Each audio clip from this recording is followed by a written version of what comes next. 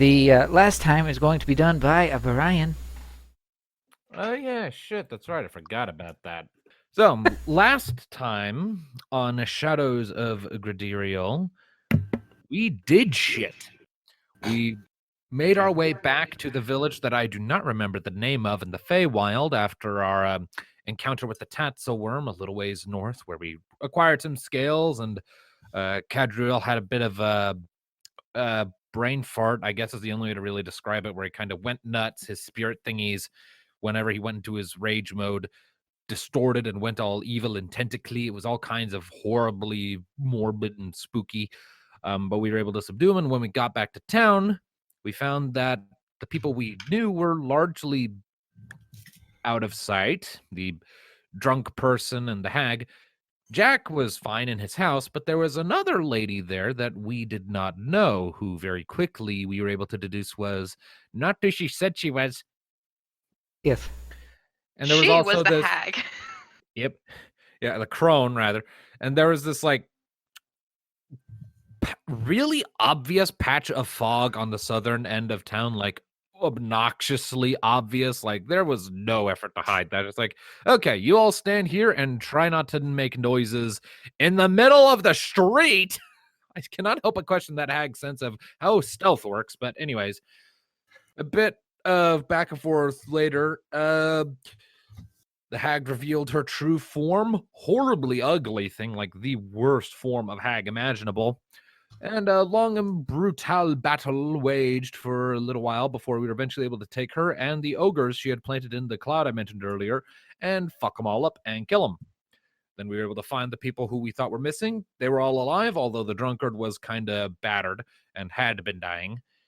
We found the crone, and as we were making preparations to take Jack back to the material plane to reunite him with his sister somewhere, the crone, the old lady, saw fit to regale us with a legend about Dallia, and that was where we left off as she was making ready to unveil that story of hers. Which the reason for that was when You needed me to write it.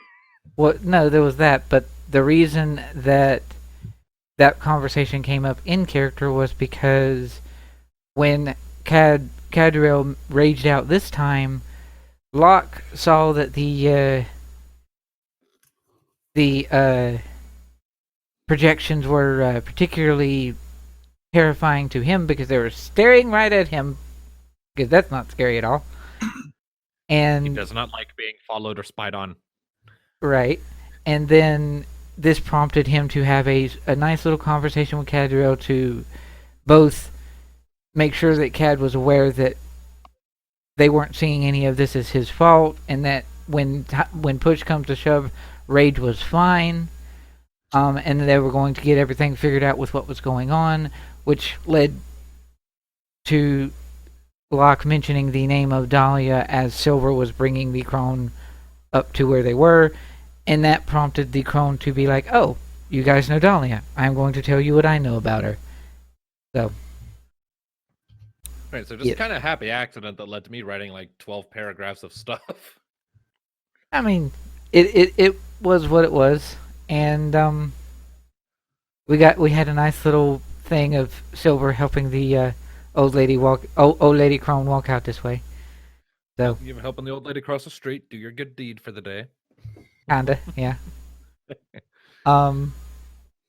And yeah, that's sort of where we left off. So we open up with essentially, more or less, the crone getting ready to sit down and tell you the legend of Dallia. Meanwhile, there are still corpses of ogres and hags and other such things that are up this way, even though I deleted the tokens. They're like Young and Ogre, like actually right here. So. At least the town was satisfactorily cleaned and does not reek of blood and gore anymore. Well, it didn't. It's just a different set of blood now. It's not satyr blood anymore, thankfully. And didn't you say that it was only like haphazardly cleaned? It was cleaned as best as a drunk could clean it. he was the only one here that would be able to clean it.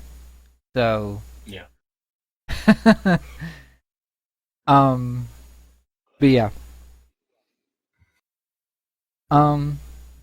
So we open up with the crone getting ready to tell the group. It's basically story time with Old Lady Satyr. And I had requested for Brian to write this down because he's a much better writer than I am, and he is also our resident voice actor and narrator. What, are you gonna ask me to read this off? I mean, I will. I just wasn't expecting it. I mean, you would, yeah. I would rather you read it because it's. So I guess I'm reading off this thing. So just pretend that this is Dalred and imagine he's a much better voice actor than he really is. Sick burns. Okay. This is for the crone, not me. This is the crone, not me. It's fine. Yeah, I know. That's why I'm saying imagine it's you providing the voice. Sure, fine. I was throwing some subtle playful shade, man. Yes. No shushing. A long time ago, there lived a humble man in the Feywild who made his home where the woods thinned and the grasses bloomed with 1,000 flowers. His home was small and lonely, and he had long yearned for companionship. But the man was weak and frail, rarely able to leave his home for long without fear of being slain by the many dangerous beasts that roam the eternal jungle. Worse yet, he had the poor misfortune to live under the rule of a particularly greedy Eladrin lord. This man lived for years in quiet solitude. Then, one day, in his field of 1,000 flowers, he saw a girl he had never seen before. A beautiful creature, Eladrin and radiant. She was young, even to him, and she seemed lost and scared. Concerned, the man went to her to see what he could do to help, and he learned her name, Dallia. The child told the man that she had been traveling with her mother, Olsana, when they were ambushed by bad men from the greedy lord. She ran away and hid, her powers not great enough to be of much use in the battle. In the chaos, she had gotten lost in the unfamiliar forest and soon stumbled upon his field. Too weak to leave on his own, the man agreed to shelter Dallia for a time and help her leave signs in the woods to guide her mother to her so she could return home. They spent many weeks together like this, forming a close bond as they worked. And the man learned a great many things about Dallia and her realm. He learned that she was fascinated with dreams and with passions and desires and ambitions. She was a very clever girl, too, and had a mischievous side she kept well hidden, always pulling secret little jokes and pranks. One day, Dallia asked the man if he had a father. No, he said, I have always been alone here. Dallia confessed that she was much the same. She had no father, or rather, she had never known him. He had left a long, long time ago, and Olsana never spoke of him. She felt sad whenever she saw others with their fathers, especially because her mother was so strict and even borderline harsh with her. The man did his best to comfort her and assuage her fears, and the two grew even closer. Finally, their efforts paid off. Olsana came to the plain of 1,000 flowers and found her daughter. She thanked the man profusely, telling him there was no reward she could offer him that could ever be sufficient, to make up for taking care of her only child. And the man was only happy to help, but he did ask for one thing in return, and only one: that he come with them. He had been alone all his life, you see, but now he had a friend, someone he cared about and wanted to spend time with. Dallia agreed with him, pleading and begging for her mother to allow this kind man to come back to their home deeper in the forest. Well, eventually, Alsana agreed, and the man traveled back to their home with them. He spent many years there with Dallia and Alsana, growing increasingly close to the child with the passing of time. But alas, he was not an Eladrin. As he grew old, she stayed young and spry. As he became weak and withered away, she grew increasingly powerful and confident. And then finally, one day, the man passed. It is said that the heavens themselves wept for an age as Dallia vented her sorrows upon the land, for that man had been as a father to her, one now stolen forever by the curse of mortality. When the rains at last parted, Dallia became distant from those who knew her.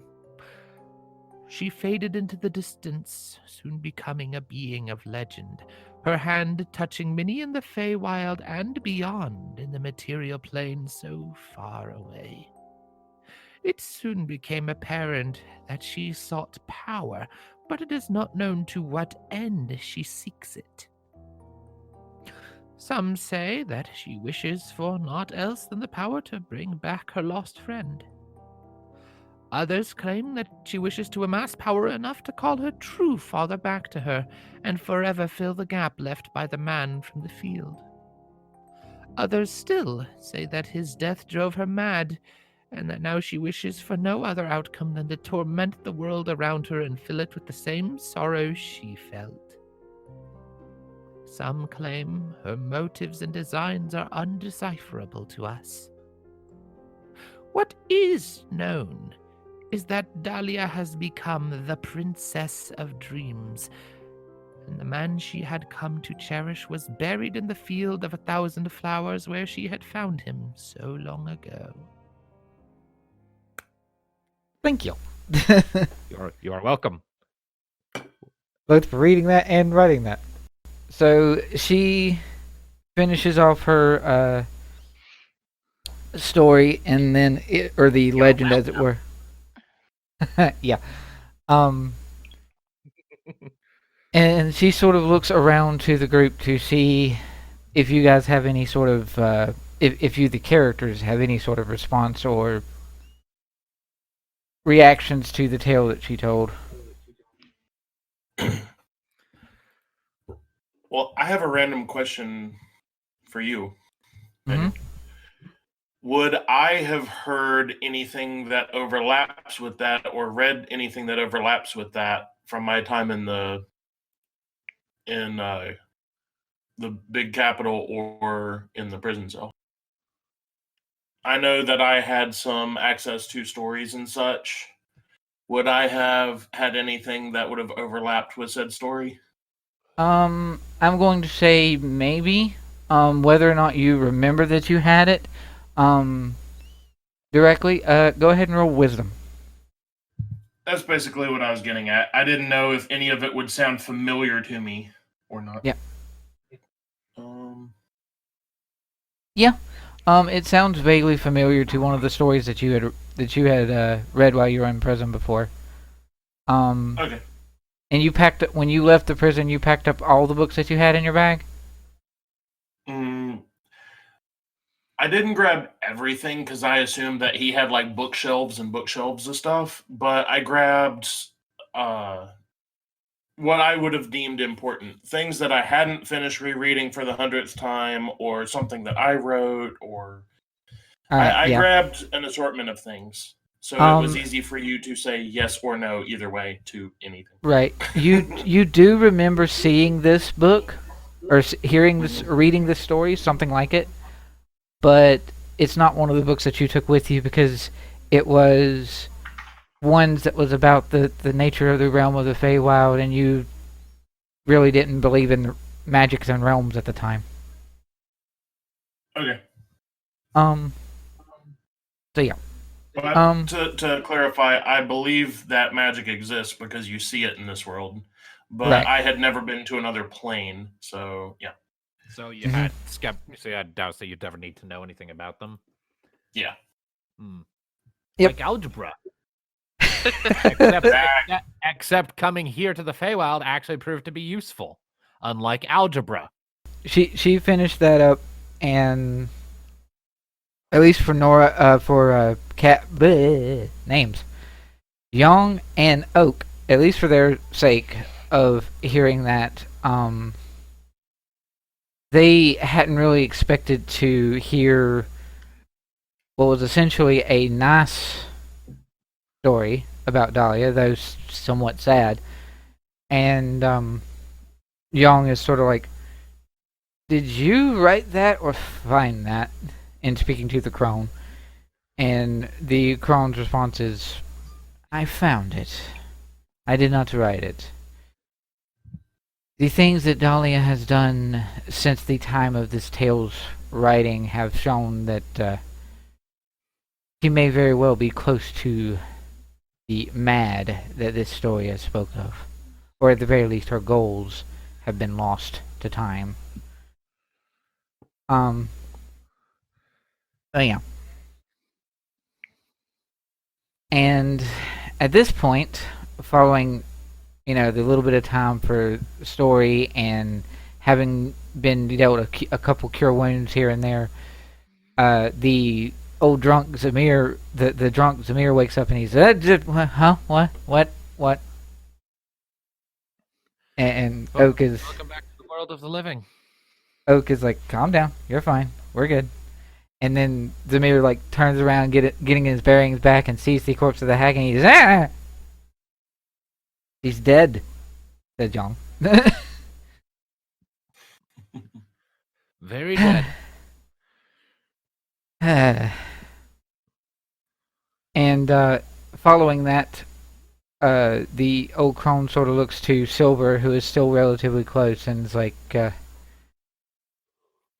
mind getting me a little closer to the corpse? This was the reason you brought me out here, after all. Because that was when Silver had mentioned, do you want to see the body? And she said, if you could carry me. Well, okay, let's hobble over there. Yep. And making it over that way, she sort of looks it over. Anis Hag. I wonder if she's connected to the one that used to live in the cave up north. Well, at least you got rid of her. Yeah, it was painful, but we got rid of her. My ribs. Perhaps you five should take some time to rest. Yeah. Or perhaps just travel your way back to... Well... She sort of looks at Zamir, who is now more awake, and... Zamir, it seems that our idea to try to stay here as long as we have is not a very good one. If these five here are going to take young Jack to the material plane to be safer, we should probably begin making our way up north. And Zamir sort of looks at her and is like, so what, I carry you now instead of... He sort of looks over to Silver. What? Basically, he's like, I'm not... It's clear and apparent, considering that this satyr is not wearing armor by any stretch of the imagination. He is not necessarily the most strong person in the world, at least compared to Silver. What, are we going to escort them to another village? Then we'd be on our way? That's what's happening? And then this is the potential for that, because the crone hears that, assuming that's in character, and then yeah. the crone speaks up again. That is up to you five. if you wish, you may escort us to another town, but otherwise, we should be able to make do on our own. We just might be a bit slower. Well, She just had to be carried within her own town. I Do mean, we really want her out wandering by herself? Locke is going to reach into his pack, pull out one of his daggers, and hand it over to the drunkard whose name I've forgotten. Zamir, it's up there where the tavern is. Yep. I'll pass him the dagger and be like, for self-defense purposes, yeah. Well, I mean, that's not an issue. It's just I'm more worried about being able to carry her such a long distance on my own. I might not necessarily be the strongest, but I do know how to fight. And a weapon like that, while helpful, not actually my style. Alright, if you insist. I would offer to help, but this place is doing weird things to me and my friends, and I don't want to put us in any more danger if I can help it.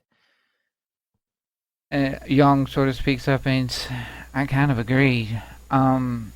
This has really done a number on both you and Cad, and even to us some. Those crazy dreams and things, so... Yeah, this is not a good place for us. I have a question. Mm.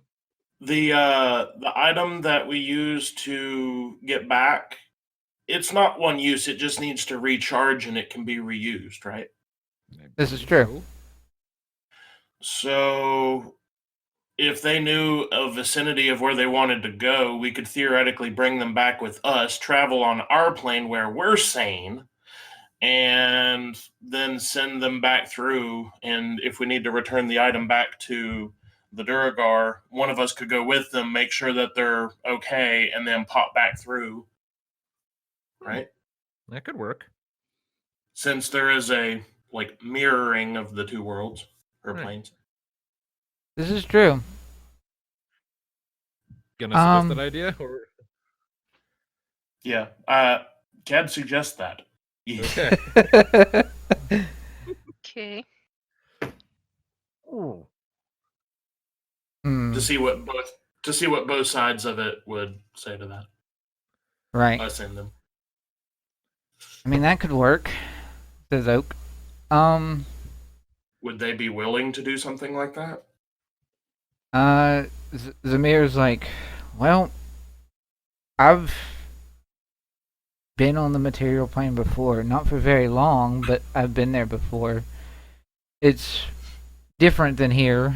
I am used to more forests and jungles and other such things, but I suppose if that is the tactic we want to take, we totally can.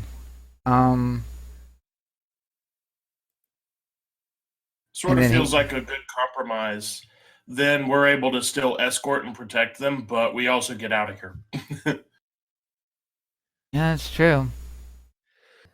The only thing is that would sort of be contingent on them having an idea in mind where they wanted to go. Yeah. And then to that, the crone's like, well, I don't much care for the material plane, but I would be willing to, if we can head back up north. The town that we wish to travel to is just north of the mountain pass. It's maybe roughly a day's out from the pass itself. Locke, specifically. Locke, make for me a wisdom roll. Okay. Wisdom. Nat 20, fuck yeah. So yeah, with your nat 20, obvious town match is obvious. Yukiege. Like, well, Um, shit. The Okay. if you since it's reasonable that geography and other such things line up, oftentimes towns and settlements do as well, though maybe not like perfectly centered every time. For the sake of my created map and other such things, oftentimes towns will line up, and based on how she's described, roughly about a days or so out from the mountain pass that's up to the north, that sort of lines up with Yukiege. So theoretically, if that is accurate, based on her reasoning, you question. leave and take him to Yukiege and then jump back. So, question. Mm-hmm. Who's gonna jump them back? Well, if as it was when Ulara gave you the Duragar, when she gave you the stone, she said that it would take a couple days to recharge, but it could be multiple uses. But in any one single use, it was a 2 and back. So it basically has 2 teleport charges to get you to Feywild and back once, and then it recharges. And theoretically, based on that and what Cad was mentioning before, you could jump back, everybody in a group, including all 3 satyrs, Jack included. You guys jump back. You land in Fumach, in the material plane.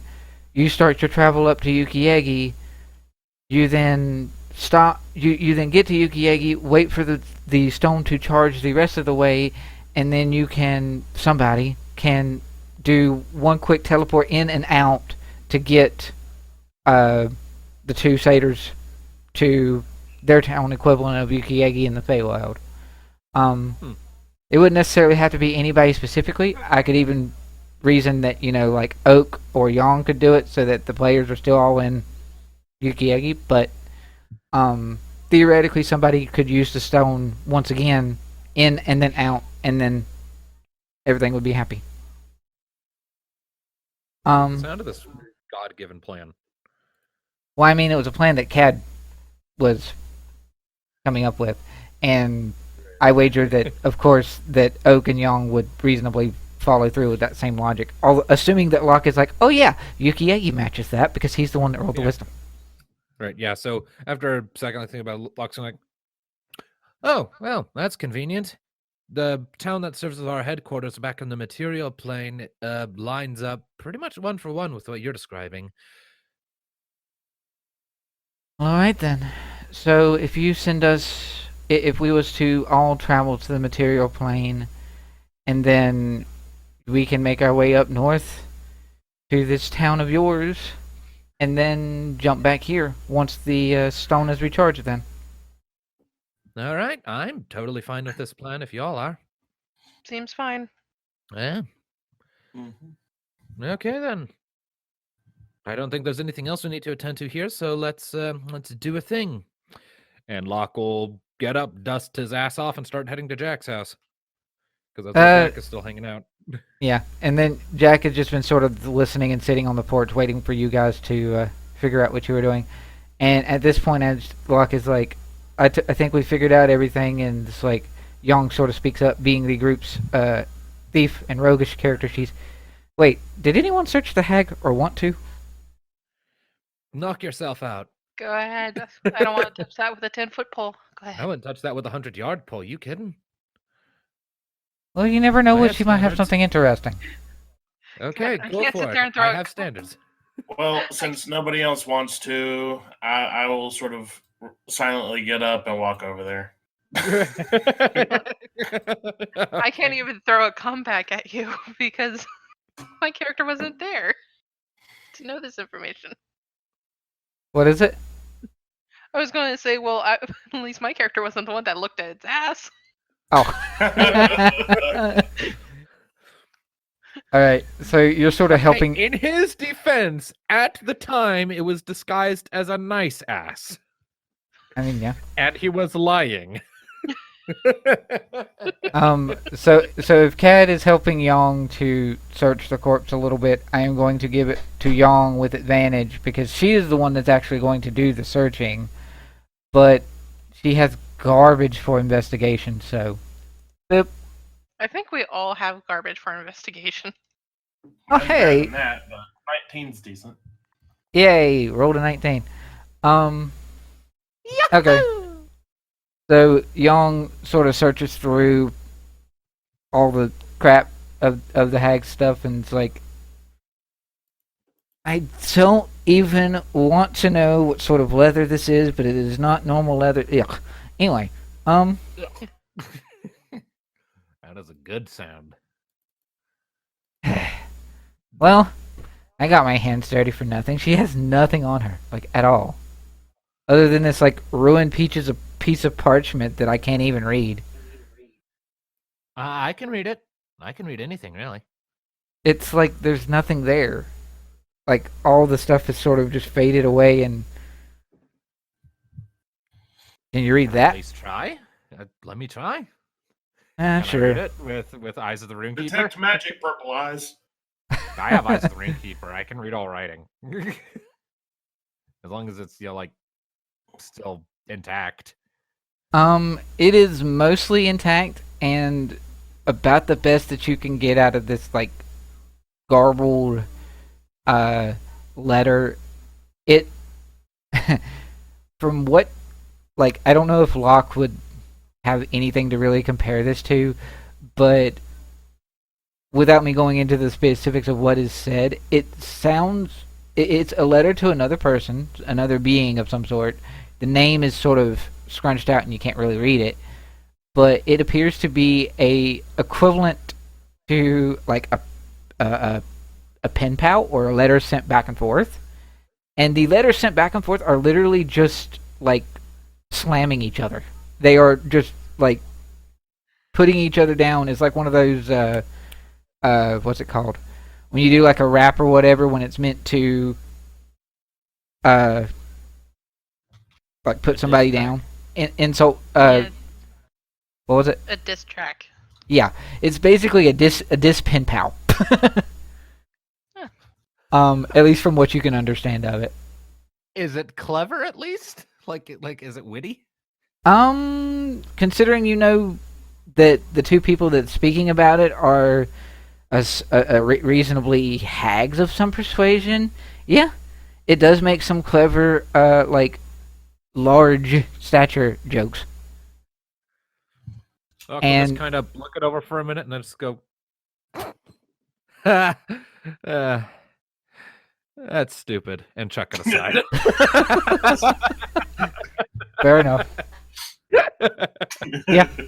I mean, yeah. And then I'll look at Young and say, "It was a pissing contest," and head up onto the porch.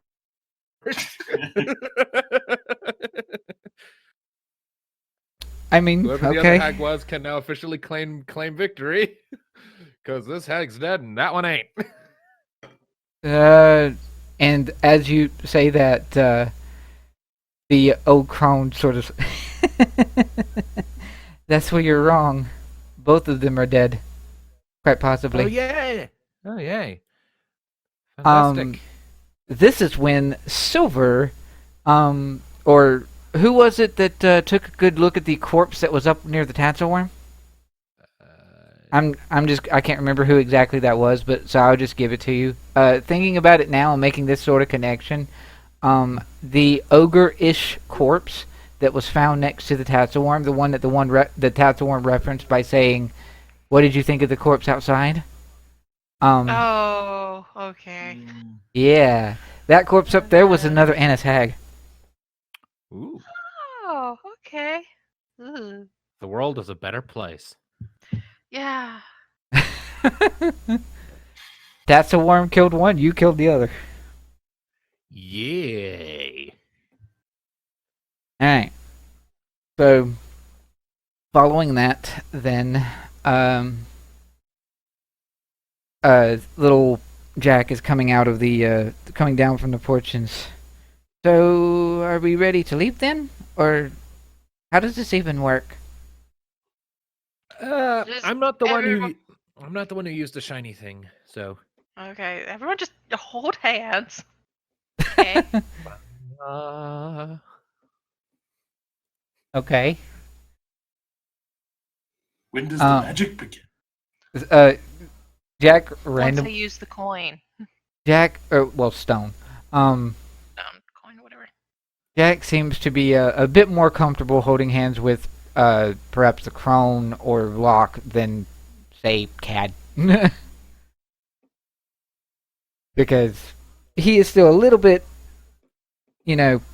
uncomfortable with such a stature of a person because he's never seen a Loxodon before. Although he's about to see a lot of races he's never seen before, so this is going to be interesting for the little guy. Mm-hmm. So yeah. When everybody is ready, you will be traveling away. Hooray.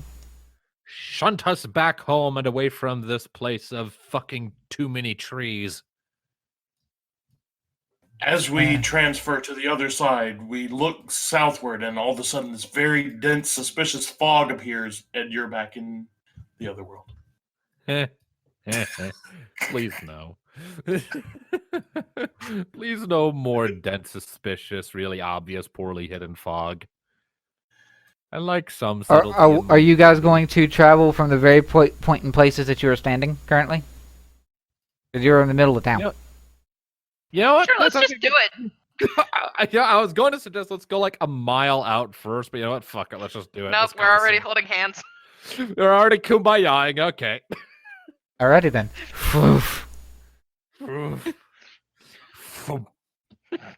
How many people do we scare? How many people do we teleport inside of? Oh, Yeah. no. None of that, because that would be weird. What time of day is it? Yes, that is the most interesting bit. It's day. It was day. No, it was always day. It was always day in Feywild. When you guys and you're back in the traditional standard material plane, Fumach, it is actually approaching roughly 8 or 9 p.m. Oh, it's like late. Sun's down. A lot of people are inside then. Shit. All right. Yep, most people in town are inside, and immediately upon getting here, Jack sort of shakes his head and says, "Why is it so dark?" Welcome to night, kiddo. Yes. We have things called day and night. Well, this world only has one sun, and it sort of disappears and comes back on a routine cycle. It'll be back in a few hours. Oh. Well, I mean, I've heard the terms like night and day in reference when people were deciding to sleep, but that never meant that it was dark outside. But, okay. Well, it gets dark out here at the night for this world, so prepare thyself for that. Alright, then. And so, you guys are relatively close to the tavern. Good old, what was it, Gabriel? Gabriel's, yep. I will point at it and say, I know the guy who runs that. Let's sleep there. I'm about ready to be done with today. Okay. Okay. And the old crone is sort of looking up and let's get some sleep then. Yep. Who is carrying crone this time? I mean, Silver's been doing it, but we also have a Cad. So the silver hand. I mean, I would be able to do it if she looked like she was frustrated with it. I was gonna say Eledzamire, but all right. All right. Well, however she gets. Wait, what time is it? I know it's nighttime. 8 or 9 p.m. 8 or 9 p.m.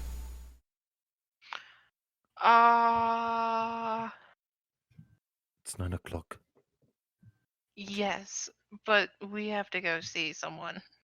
You know, scales. They can wait till morning. Okay. My spell slot's back, damn it. All right. So you guys come into Gabriel's tavern, and he sees the extra added group of people, and he's, well then, what's all this? We have friends. We made friends. I see that. We went on an adventure to places where the sun never goes down. I didn't like it. Right. Okay. So, with that question, do you guys know how long you were gone? Nope. No. About a week. How long were we gone? Like 3 months? Uh-huh. An hour there is a day here. So a week of 24 hours would be like 140 days. We don't need the math. Okay. Right. We were it's gone easy. for You just solve for X. Fucking Stop. algebra. I will Yeah. tie your trunk up. Oh! Ooh. We were gone for 3 months. Something like that, yes. Eh. And then Oak is immediately like, wait, 3 months? Yeah, 3 months. Okay. He looks to Locke and the rest of the group, and he's, I need a beer. we're going to be sleeping right now, like soon, before we travel out to Ulara, right? Yes. Yeah. Okay, so I have a spell slot I need to use, and he walks over to this corner. He's doing sending, I take it. Yep. And then Yong, following up with what Silver said, Yong's like, I'll take you up on that. I need one too. What you got, Gabe? I got plenty of different elves here. Just whatever. I need a donut. You need bed. I point. I need a donut and bed, and I point at Jack, and he needs a donut and bed too. Jack sort of tilts his head, and he's like, because satyrs usually have like longer, sort of pointed ears. It does this little weird, adorable ear twitch, and he's like, donut? What? Locke gets the shit-eating grin. You're in for a treat, kid. Okay. And he'll follow you to said donut. I will get him a donut, and I will give him a donut, and I will have a donut too. What is Cad doing? I guess just having food that's familiar. Yep. So we'll spend 1 gold for a nail. Yep. And then Yong is there beside the, or at the bar with you, and she does the same. I knew that the time in the Feywild was different than here and whatever, but I was not expecting what little time we were there was to be 3 months out here. Good grief. Yeah. 3 months, and I'm probably back at square Hmm?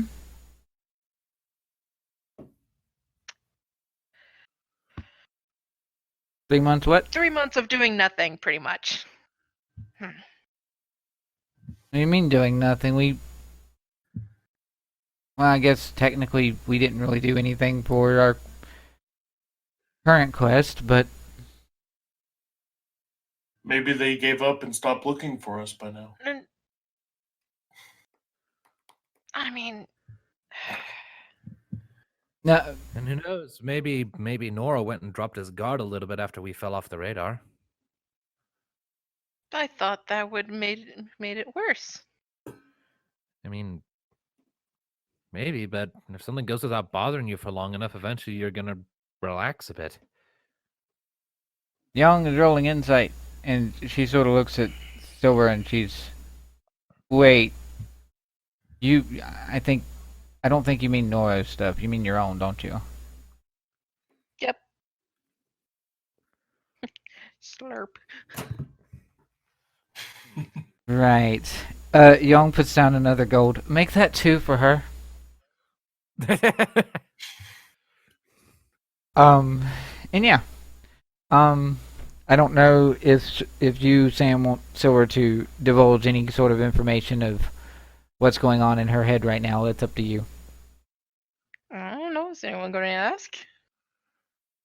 Young is there to listen if you are willing to tell, but she is not going to pry directly. So. Oh, that's the thing. Silver needs someone to pry. Well, Locke is not the one who's gonna do that. He's the Right, one Locke turn is to not there. I mean, he's still dealing with donuts with Jack. How is Jack taking the donut, by the way? So he looked at this little pastry thing that he's never seen before, and he's just, what? It smells good. It smells sort of.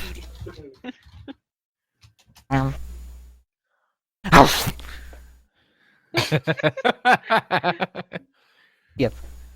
Like swallows the whole thing whole.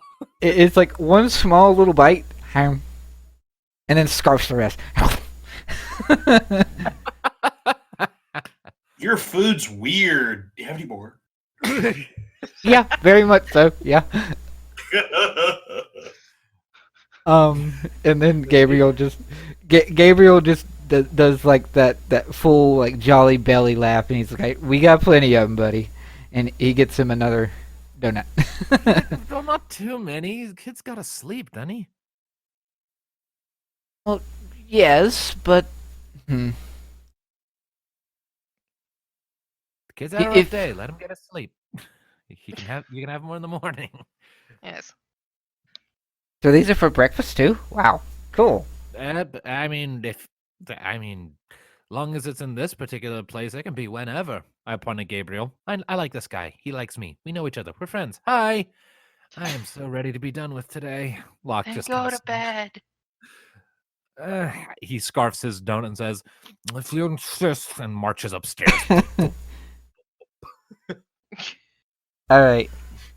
And then Gabriel sort of, as Locke is going up the stairs, he's like, "So, I do still only have 5 rooms. This is a small tavern, so this whole extra group of friends of yours is going to have to buddy up again."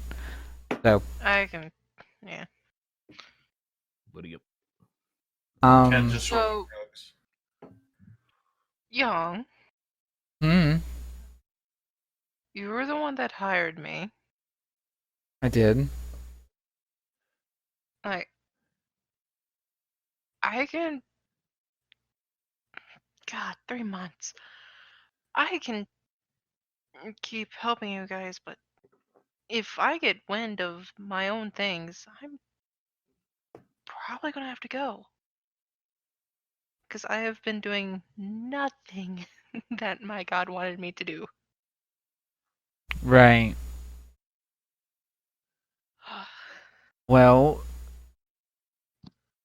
I sort of would like to think that our camaraderie. Like I said, I can still keep helping you. It's just once I have something, I need to get work done. I got a question.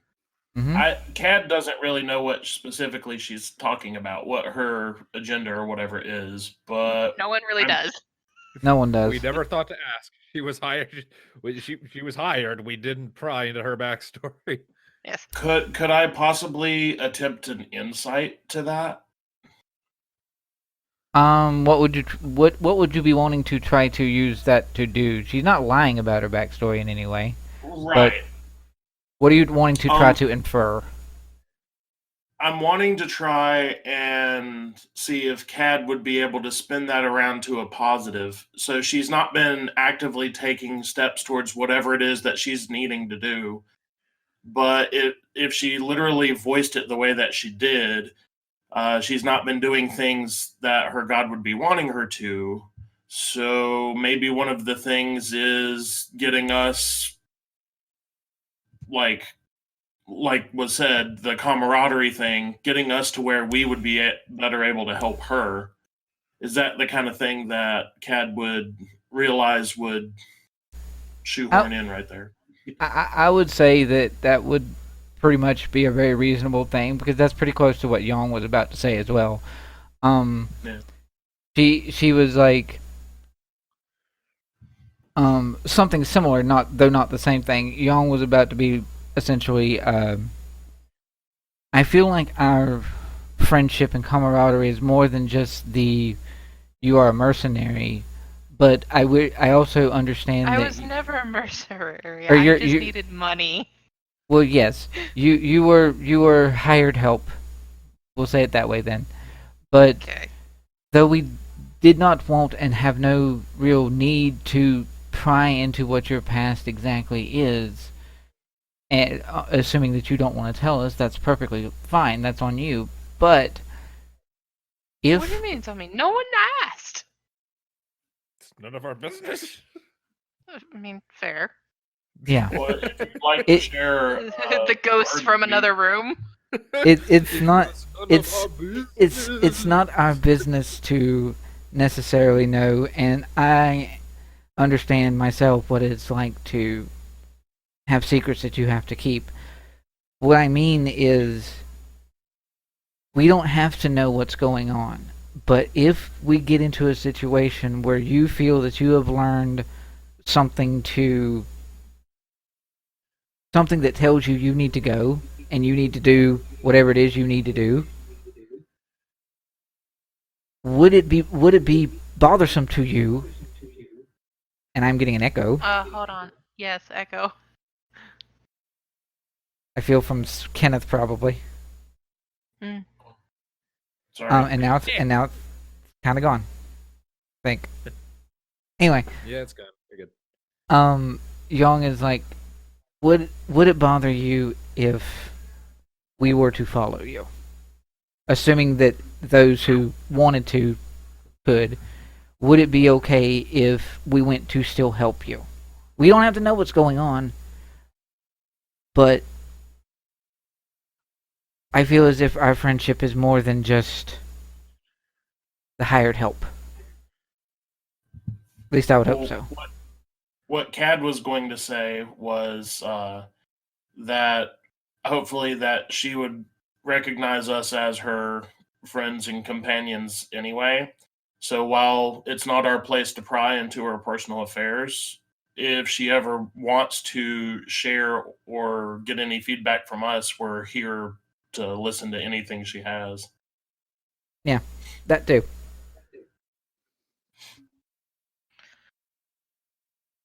Like, you guys already known that basically trying to deal with corruption in Caverton, Right. the warden and such, that which led us onto this neuro chase. Change the darkness to corruption, then yes. No, it is darkness. But whatever. Yeah. But yeah, it's just what I was dealing with back then may have grown a lot more in force since it's been 3 months. Yeah. Well, we've grown since So then. I need to. What do you mean grown as well? You are stronger It then was than just you like- were. You are stronger now than you were then. That's how levels work. Maybe not in the way What that is you. this thing called levels? Yes. You have allies now. Is all that I'm saying. You've. I mean, yes, but I meant back then I had you guys for their allies, yes, and still. I'll put it this way. It could have Back when I grown. first All my information that I have is now useless. So I have to do more research. More hunting down. when I first met you guys, I had never left the capital, and I didn't know that other planes actually existed. So there's always something new to learn. I don't necessarily think that's the same thing as what she was saying, but ultimately, we are here to help, and if you are willing to accept that help, then when something happens that you need to go, we will follow. At least some of us. It's only the two of you. You don't know what the other two have to say. And at this point, Oak, who's sort of been in the corner this whole time as he's been dealing with what he's been dealing with, he's like, yeah, I kind of overheard everything in the background. I'm with Cat on this one. And Yang. What? Okay. So I'm all for it. If you're going to, assuming that you're okay with us doing so, because if you're not, then we're not.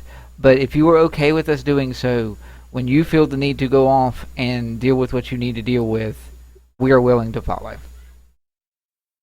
Now, I don't know about Locke, but at the same time, I don't think he'd want to be alone, so he might just end up following us by default.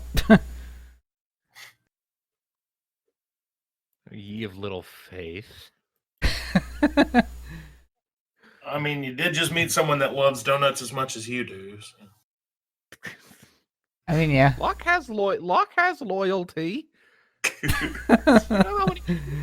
know how many friends this kid actually has? He can count them on like one hand. Yes. And one. Let's hear. 1, 2. 3 is pushing it. Possibly 4. Young and Oak kind of fucked that away his back. So somewhere between 2 and 5. Because Cad is definitely his friend, and wherever the fuck Riven is, she's also his friend. She's hanging out in a forest. Still, it's been 3 months. She lived in a forest for a month, and then almost died. And now Hold she's on. living in the forest again. Hold on. Almost died again. Hold on. Yes. Let me get my calendar. I have the date of when you guys came back to know exactly where Riven is currently. Awesome. Let's see here. You guys had that shit planned? Yep, I did. I made out a calendar way back when the game first started, just so that I'd have it. That's part of the reason why I'd asked for birthdays for those that would care. And Riven, I hope that Sam picks up on this, but I'm not going to say it directly for players, for purposes of images and things. But Riven gained a few new skills and tricks. She just recently got. Is it just like at that line? Yep. At that border? Yep. Oh, like this day is the day she learned? Yep. Maybe? Wow, that's awesome. It's also part of the reason why Oak went off into the corner is when he realized it was 3 months later, he went off in the corner, whispered to Gabriel what the exact date was, and then realized it's literally one day after his birthday. His mom is not happy. Anyway, It's like, oh shit. Granted, for Oak, birthdays never really were an important thing, and for some races and some people they're not. But for Leanne, it very much is. So anyway, he's going to be a little bit dejected for a little bit, but it'll be fine. So following that, yeah, it is. I'm assuming everyone. Those who want to get a drink do, mostly Yang and Silver, and then everyone else can go up and find ways to buddy up to make rooms to sleep and things. Let's see. There is 5 of you. 5 of you guys, and then Jack, Zamir, and the Crone. He can sleep on the floor. Who can sleep on the floor? Samir, whatever his name is. Oh, the monk. Or the drunk, rather. Sorry. Yes, the drunk. So... he walks up to the bar and points to an empty bar stool. Is this bed taken? Actually, you know what? Yeah, he kind of does. That makes perfect sense for him.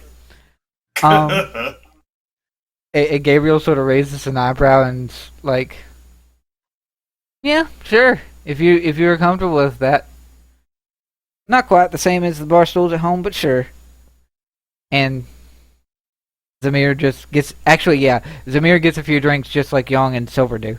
And he's passed out pretty quickly after that. Seems as though, you know, waking up after almost dying, you're still pretty tired. So, yeah. And then, so Zamir's in the floor, in the tavern downstairs. Seeing that Zamir is doing that, and then his only other potential option would be the crone, Jack kind of wants to see if he can buddy up with his donut friend. Okay, so me. All right. And then that's one room. You have I 4. guess I'll bunk up with the old crone. Yeah. Or you could bunk up with Yong, and then it would be you and Yong, the crone I thought Young and Oak would do it. Yeah. I mean, they're siblings. That's They'd be fine. okay with that. Yeah. Either way. So there's plenty enough space with Jack bunking up with Locke and Zamir sleeping in the tavern downstairs. There's plenty enough space. But yeah, everyone gets themselves a good, finally good, nice sleep. Locke. Uh-oh. When you fall asleep, you're nice, you're peaceful, you're calm, you're in the material plane. Everything is nice and happy for once. Okay. And then you find yourself not super suddenly. It's enough of a give for you to realize, oh wait, crap, this again. And you find yourself splashing into the swampy marsh that is Embenswin's realm. Alright, is the big guy in front of me? Yes, he is. Are you okay, Locke? I'm as okay as can be expected. How are you? Like, sort of pulls himself up. I am better now that I know that you are safe. What, did you lose contact with me entirely while I was in that place? Not entirely. I could still sense that you were living and that you were still making use of my powers, but you were very far away. Whenever I tried to reach you, it was as if I was traveling through... You went into another plane, didn't you? Feywild, yes. I didn't like it. That's to be expected. Those that have grown up in other planes usually don't like when they have arrived in places that are very different from where they originally were. It didn't even have anything to do with the location itself. It was the effects it had on me and my friends. Really? Yeah. You'll have to forgive my curiosity. I like to know what is going on with those that I help. And you were so far away that I couldn't get a clear picture of what was going down. Would you be okay telling me these things then? What happened to you and your friends? You're asking me permission? Holy shit, never thought I'd see the day. I'm not going to order you to do anything, Locke. You know, for a big, scary-looking guy, you're oddly benevolent. Anyways, I'll give him the abridged version of events. I'm just gonna recount things. I'm assuming you make mention of when specifically discussing, what happened to you and your friends. You mentioned the thing that went down with Cad. Yeah, of course. I give him the full rundown of the shit that happened and my personal theories on what all it was. Okay. Mainly that I think Dallia is fucking with us. That seems to be the case. And that was her realm, so she would have easy access to do so. And you returned here with those that you saved in the satyr village with the intent to escort them to where they were wanting to go. Yeah, we're more familiar with the material plane. We're farther from Dallia's influence. We can more effectively bring them where they need to go, and then shuck them back. And there's also, the added benefit that over there in their plane, it'll be as if only a couple hours have passed. So for them, they won't really have missed anything. You see, well, you were safe. She actually did not get to you. You had your other friends and other such things to protect you. How have things been going back in the material plane on a broader spectrum? Anything we should know about? We have been off the map for 3 months, apparently, so... Yes. Unfortunately, as far as what I have seen, Noro and the things going on with him, Dallia is now aware that I am looking into that. It's like a very tough tug of war, butting of heads, as it were. A celestial slap fight, essentially. You want to call it that? Sure. Though celestial doesn't really fit me nor Dallia. No, it was just the godlike beings butting heads is what I was getting at. From what I could tell, Noro has fully completed what he was wanting to do, unfortunately. To what end that is, I'm not entirely sure. Where he currently is, I am also not really sure. Though he is not in Caverton. He has left from there to pursue these desires that he has with Dallia, whatever has been going on with this Lalana project. Though the shrines that you were wishing to travel to stop Dallia would still be useful to look into, because it would still give you information, and it would still weaken Dallia's influence. It might not necessarily stop Noro, but he is distracted from what you five are up to. Alright.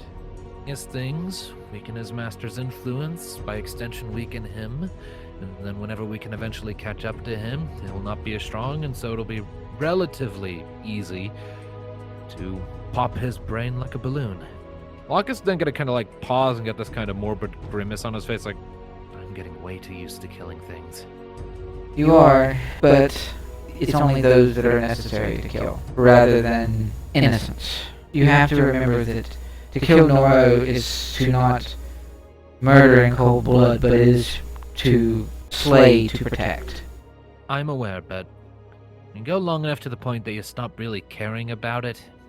When you start acting nonchalant about taking lives, it's just worrying. That's all.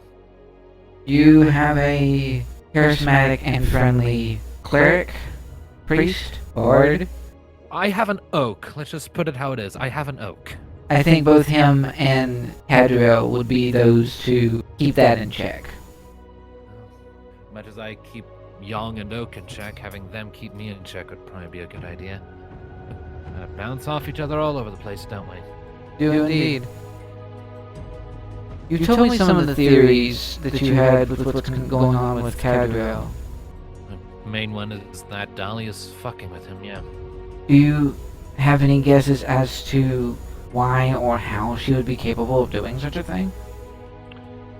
How she could be doing such a thing, I have no clue. As for why, it seems pretty obvious. We've established ourselves as her enemies, and if she can plant little seeds and get members of the group to turn on one another, so discord amongst our ranks and destroy us from the inside, that's one less threat for her to worry about that dealt with itself, more or less.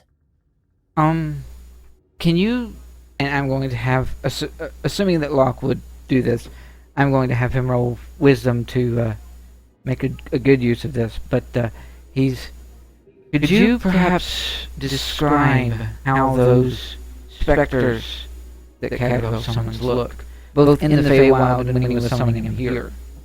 Why do I need to make a wisdom check for this? To sort of piece together what you have seen and remember. That's an 8, but I mean... With an 8, you sort of, They're Loxodons, just like Kaduril, except when you were in the Feywild when they weren't. Yeah, just in the material plane, they're usually just, elephants or Loxodons, his ancestors, as he put it. But then when we were in the Feywild, they got twisted somehow. They were wrong. They had these odd growths, tentacles, tendrils. They tended to look at... Oh... I'm gonna look around for a second. Do I see, like, any of Avator's tentacles thrashing around nearby? Because I know he's a tentacly motherfucker. Yeah, they would be there. Oh, and they kept looking at me. Oh, shit, was that me? Was that you? No, of course not. I would not cause strife for your friends. I mean, not deliberately, no, but... His elephant's got tentacles, and you have tentacles. I don't think Dallia comes with tentacles. She sounds a bit too playful for that. Out of everyone in the group, I'm the only one I know of who has a direct connection with something that has tentacles. And is, otherworldly and hard to decipher. I've seen enough hentai to know where this is going. Yes, no. Yeah, no. Also, real quick, daughter, did you see my message? I did see your message. In response to your message, I am simply going to say, quite possibly. Okay, good. Quite possible. Okay, I have no idea what that is, but So, I may or may not have been planning potentially some of that already, just so you know. Oh, then. Perfectly fine, then. Great minds think alike, as it were. I've been a DM for you too long. Yes. Anyway, that being said, he's sort of, no, but Dallia is the time to play tricks. Though that was not me, that quite possibly could have been her, specifically to mess with you by virtue of imitating something that you would connect with me. Just layers keep adding up. Very ready to be done with this bitch. You and me both. Fortunately, though I may have the power to do so, I can't very well send my entire group of followers to take her down because my group of followers is not designed to know of each other, unlike hers. Right. Although, that is a point of curiosity. You did just point out we're not meant to know of each other, but how many others are there? Just absent curiosity? Am I allowed to know that much? We'll say between, perhaps, scattered about the material plane, perhaps 12, maybe 20, when you wake up. He wakes me up just with that? Yes. Yeah, evasive motherfucker, alright. Locke is getting snarky, I've noticed. It's in particular with him, yeah. And, I mean, he's getting snarky in general, but yeah. And it might be that Amundsen sort of likes that quality to him and is intentionally being the way he is to bring that out. Who knows? Yeah. And of course, Locke's just gained confidence over the course of all this shit, so... That too. He's not been... how different he is from how he started. Well, he's not on the brink of... hasn't been on the brink of death yet, has he? No, not really. That's probably going to give him a wake-up... That's probably going to give him a wake-up call and set him back a bit if that ever happens. I mean, I still get scared easy, but, like, I power through it a lot better than I used to. Yes. Mm-hmm. Alright, so, following that, how do you sort of jolt awake from this dream, or are you just sort of, like, wake up? How do you... I already kind of described it, where I just kind of like, evasive motherfucker. Like I mutter that as I'm like cracking my eyes open. He kicked me out. Great. Conversation over. I need to do a thing. Is it Jack rolling perception to see if you heard me cussing? No. Well, not precisely that, but it's gonna be this, and then it's not with the disadvantage. He's a kid. He's not all that perceptive. Yet. And Jack sort of wakes up and he's, huh? What?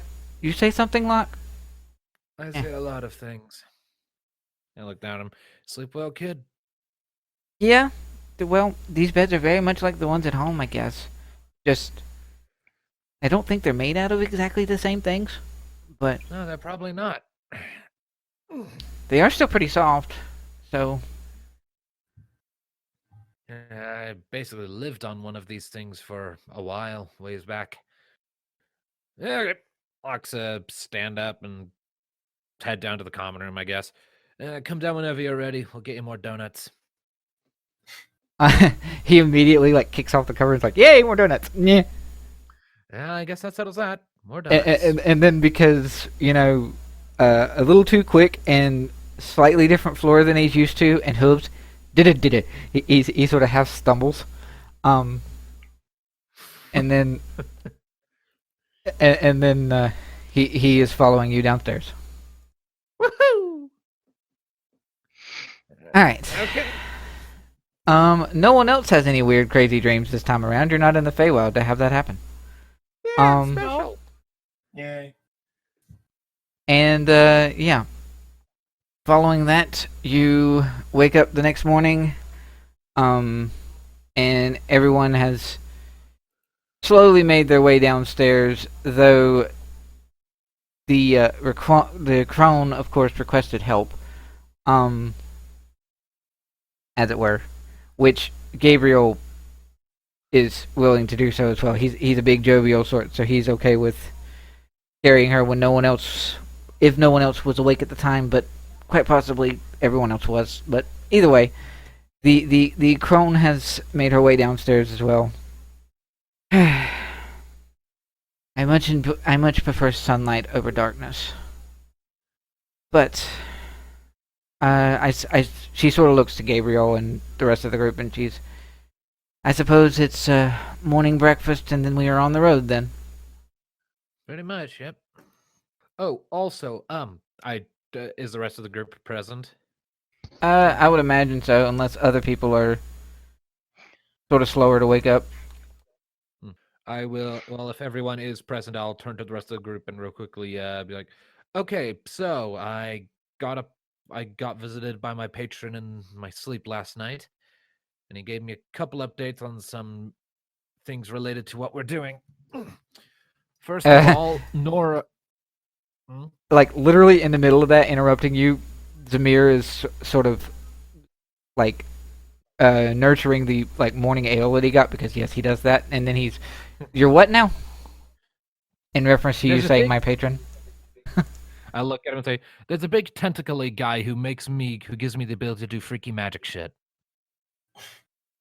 He sort of just points in that gesture of, "Okay then," and sips more of his drink. Okay, so as I was saying, and I'll just go right back to it. So first of all, Noro, he's not in Caberton right now. I'm not sure where he is. If I knew, I would regale it, but he's not there. I'm not just certain. And whatever it was he was doing when we were last around, he's apparently completed it. Oh, that's nice. And not ideal. But at present, he's very distracted, and we could still quite easily go after the various shrines that you mentioned that are scattered around. Taking those out would still weaken him, so that whenever we do eventually catch up to him, he'll be easier to deal with. And, it'll give Dallia a sufficient kick in the teeth, which I'm down for. Sure. And I'll nibble on a donut. As for any other meaningful details, unfortunately, Vindsvept can only see so much at any given time, so that's the big info I've got for us. Right. We'll probably So we're try gonna go visit the dwarf lady? Yeah, we should probably do that before we go to Yukiege, or we're going to be bouncing back and forth all day. We will wait here then. Yeah, probably a good idea. We got to go a little off the beaten path. I'll finish off my breakfast donut, look over at Gabriel. Make sure the kid gets plenty of donuts, yeah? The kid's had it rough. Oh, yeah. That's perfectly fine. Thanks, Reminds kid. me of something that happened not too long ago. Oh? Yeah, you. Ah. Locke walks out. Oh. As Locke has left the room, Gabriel does that hearty belly laugh thing again. Yeah. I like Gabriel. I like that I invented him. Yep. So, and as Locke was leaving, and after the big hearty laugh is finished, Zamir's like, "So we're not leaving yet. Another ale then." And as Oak is following Locke out, he's like, "And you're getting lesser restoration before we go." So, and yeah, you guys will be ready to head out of Fumach and up towards the south. It was actually south to get towards where you had met with Ulara. Yep. So, boop. It is the old town map thing with the actual towns on it because you're back in the normal world. Been too fucking long since we have seen the shit. Yeah, kind of. Everything is not so colorful. Yay. I missed all of it except that. I did not miss that. What? I pinged that I'm gonna draw a big angry red middle finger over it. What? Oh, Sevenora. Right. Anyway, where else would I not be happy to see again? Right. So yeah, I'm assuming everybody's ready and everybody's making their way down south to where you had met up with Ulara. Yes. So you make your way down there. It's relatively easy to get to. It's not that far out of Fumach. Maybe about an hour tops, if I recall correctly. Because less than an hour actually, because Yang was able to run while still invisible and then make it back before she lost it entirely. So you make your way south. You still see the old decrepit church, but a lot of the the runes and a lot of the iconography that was associated with Dallia has been removed and is gone. And the statue that was Dallia and the rubble of the statue that used to be there has now been formed up and shaped again into some kind of almost kind of like a forge or a cave of sorts. But obviously an entrance rather than a hidden one. And there is still the old church off to the side, but it's there's the graveyard has been sort of fixed. The holes have been cleaned up, and every place it just looks generally cleaner and safer. And at the same time, it also feels a little bit more alive, as it were, in that Dallia's influence over this area has sort of weakened a little, and she's not draining the life force out of the nature and whatnot. Swanky. And do you guys? I'm assuming you guys just make your way down into the obvious entrance to Ulara's, or perhaps you try to find a way to knock on what is essentially a cave. I will use thaumaturgy to bump Kadriel's voice, and then I'll say, "Blair." Trumpet. Announce our presence. Jesus Christ. Full throttle elephant trumpeting sound into the cave right there. That doesn't get her attention. I don't know what will. Okay. It's gonna be slightly difficult, if only because the entrance in the cave is a little bit underground. Everyone, give me perception checks. Okay. Right, as my thing hits perception all at the same time. Boop. And Wow. I got higher than a plus 12 person. You did. Holy fuck. Did Silver roll? Not yet. Okay.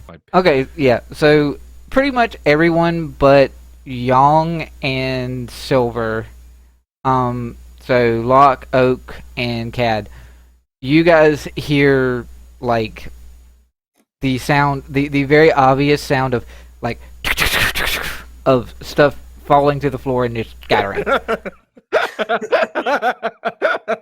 Excellent. Everything is going according to my design. Well then, and yeah, there's no door, so there's no door for you to knock on or to go through. At least not up the upper area, anyway. That's just how we knock. And then eventually, after a moment, she sort of you hear movement down below, and she's, what in the world? Oh, you guys. Hello again.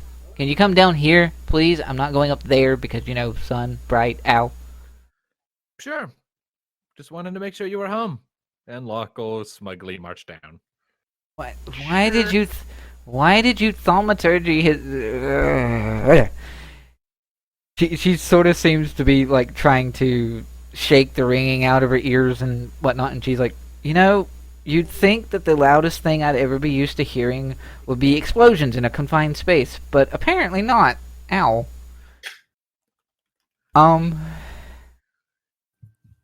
So, I'm assuming... That's how we knock, by making your ears ring and your head hurt, like algebra. That's never going away.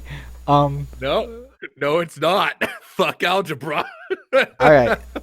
So, Ulara is like,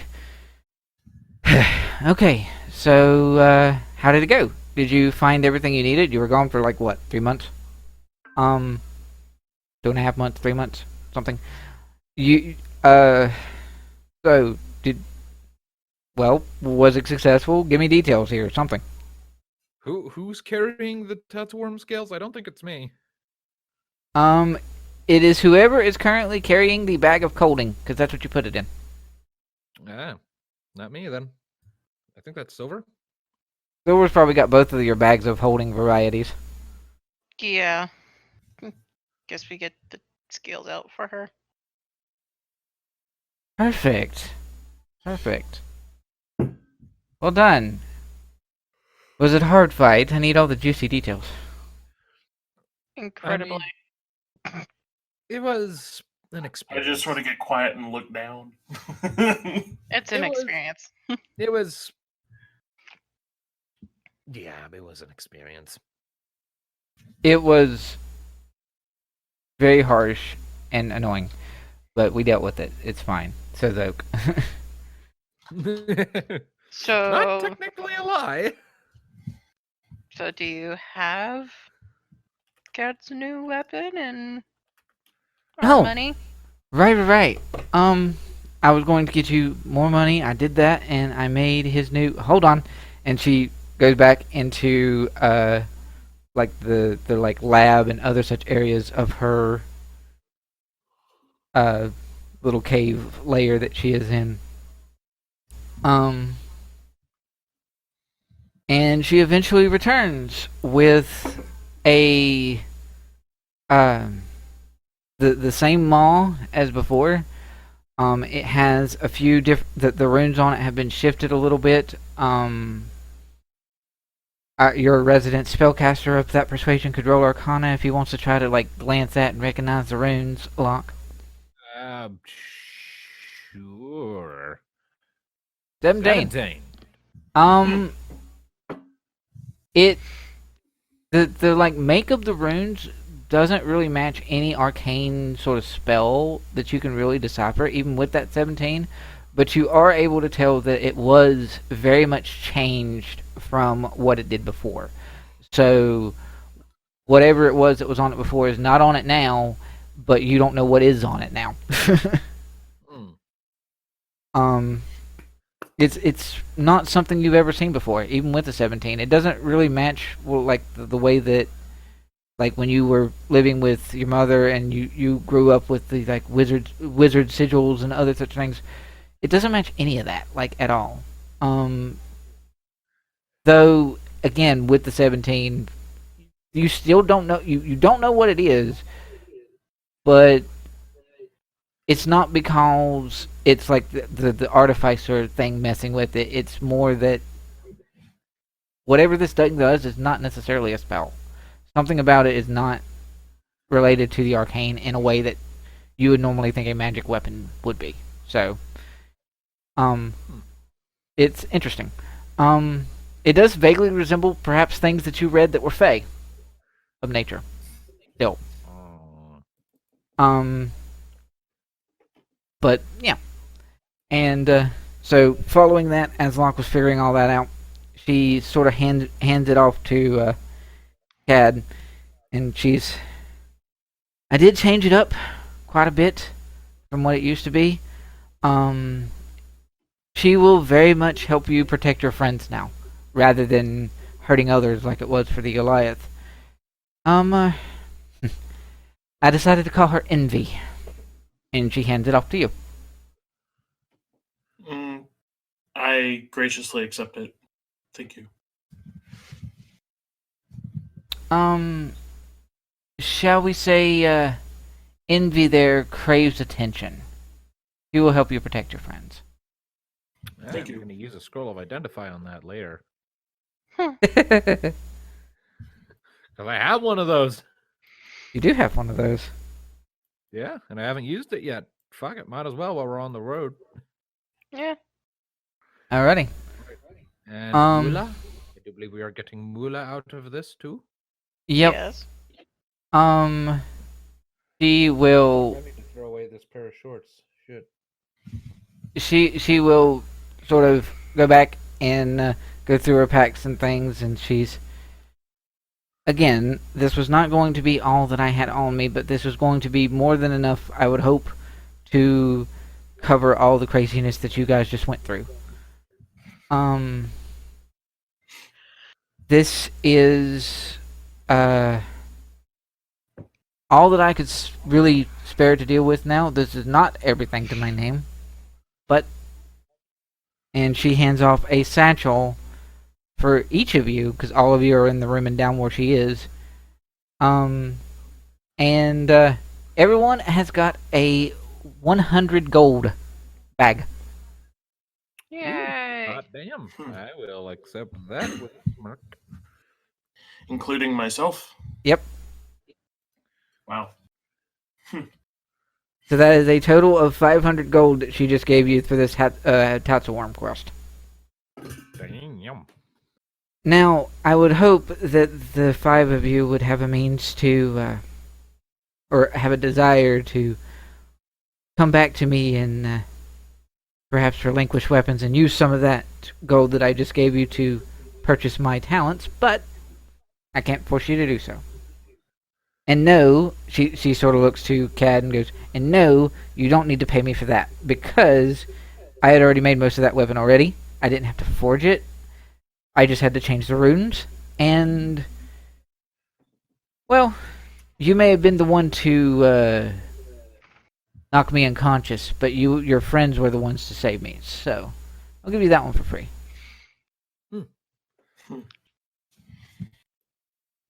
And by all accounts, her intent here is to basically say that she's not holding a grudge against Cad that he almost killed her.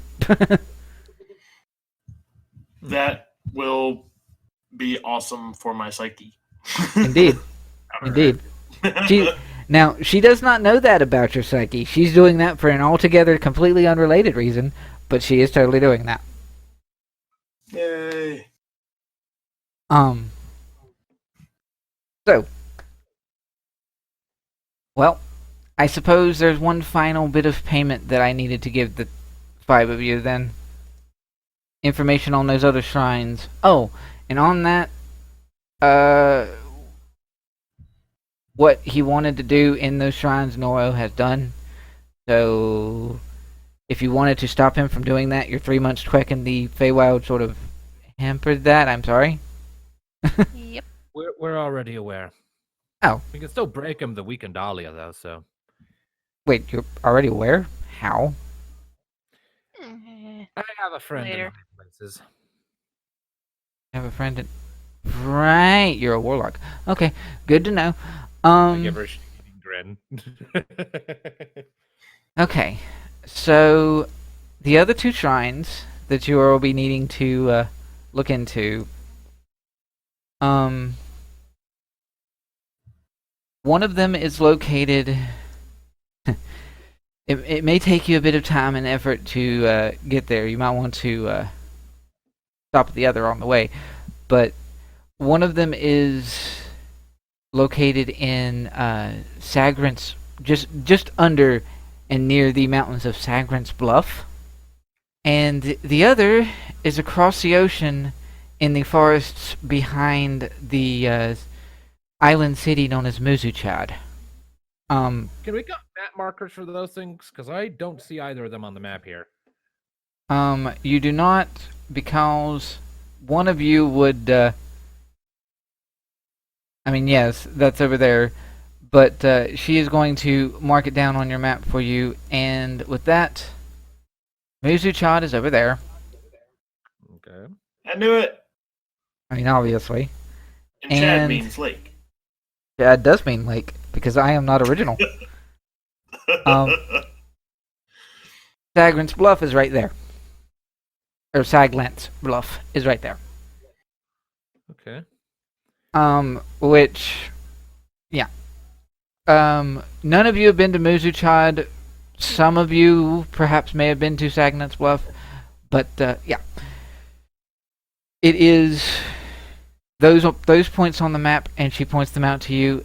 She also points out the small, like, just off the edges and what serves as a sort of docking town of Yeser. That's over there as well. If you want where was the first in relation to where we are? The where? Where was the first shrine? Where are we currently? You are currently about here. So roughly move your little party token, you're just under Fumach, like down here. Gotcha. Okay, thank you. Mm-hmm. So you have the bluffs, the mountains over there, and then going across the ocean a little bit to get to Muzuchad, which, contrary to the way that my map is scaled, you're actually going to be much further from Muzuchad than what is it, like barely a couple days? Yeah, you're going to be on a boat for much longer than 2 days, just because the boat's not going to necessarily travel on water as the same way one would travel on foot. So, and my map isn't to scale, at least in that regard. Based on my triangulation skills, I have determined that the final boss encounter will be here. No. Oh, okay. Just no. I'm not going to have a boss encounter in the water. That's ridiculous. Anyway. Unless you're fighting Leviathan. In which case, that is awesome. Alright. So you have that. Also, that's not a final boss, though your final boss might be a Leviathan later on, because that's the interesting thought. Anyway, moving on. So she goes off into that, and she sort of... It's actually a map that Oak had on him, that she marks out, and she's there. That should, yeah.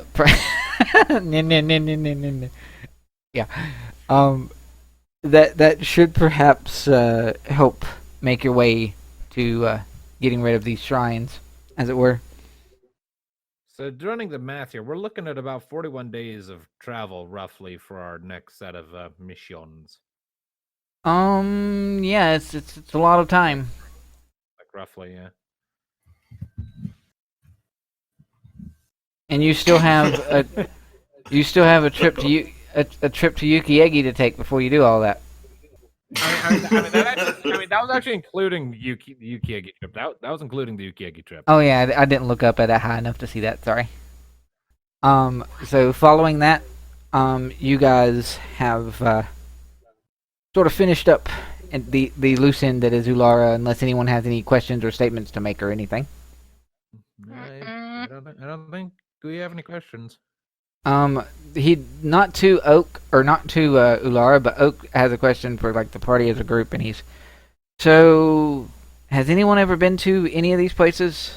I've never really ventured across the sea to get to whatever Muzuchad is, but I have not. Young, you? Not really. I sort of like in my own little passing as a traveling adventurer on my own. I sort of passed the Sagnet Bluff before, but I didn't really do anything there. So I've been close to there before, but Muzuchat, never been across the ocean. Silver slowly raises her hand. Hmm? I've been near Slaglands Bluff. Oh. Well then. She's going to turn to the dwarf person and be like, I cannot see you if you made a facial expression. no, she's just like, What? That's her saying what? wouldn't happen to have anything that makes someone tougher, right? Armor, amulets, what kind of tougher are you thinking? Amulet. Like, in what way? Just to straight up act as a sort of shield, or do you want something a little more? Bit more health. To last longer in a fight. Oh. Huh. Wait a minute.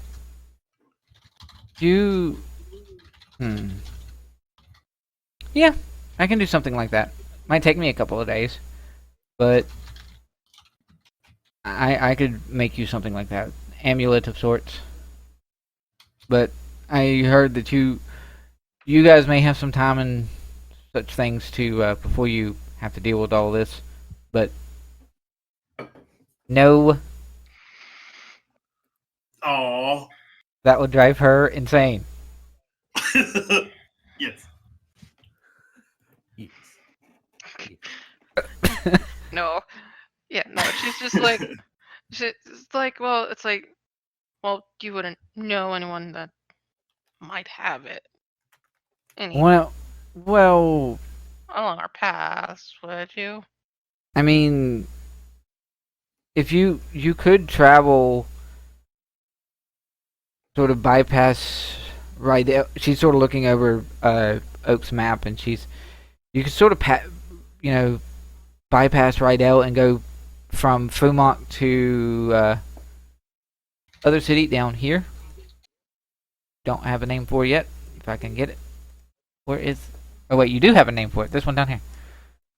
Can you see this one's name? Emperor? Yeah. Yes. Emperor. They're French. Slightly, yes. Haha.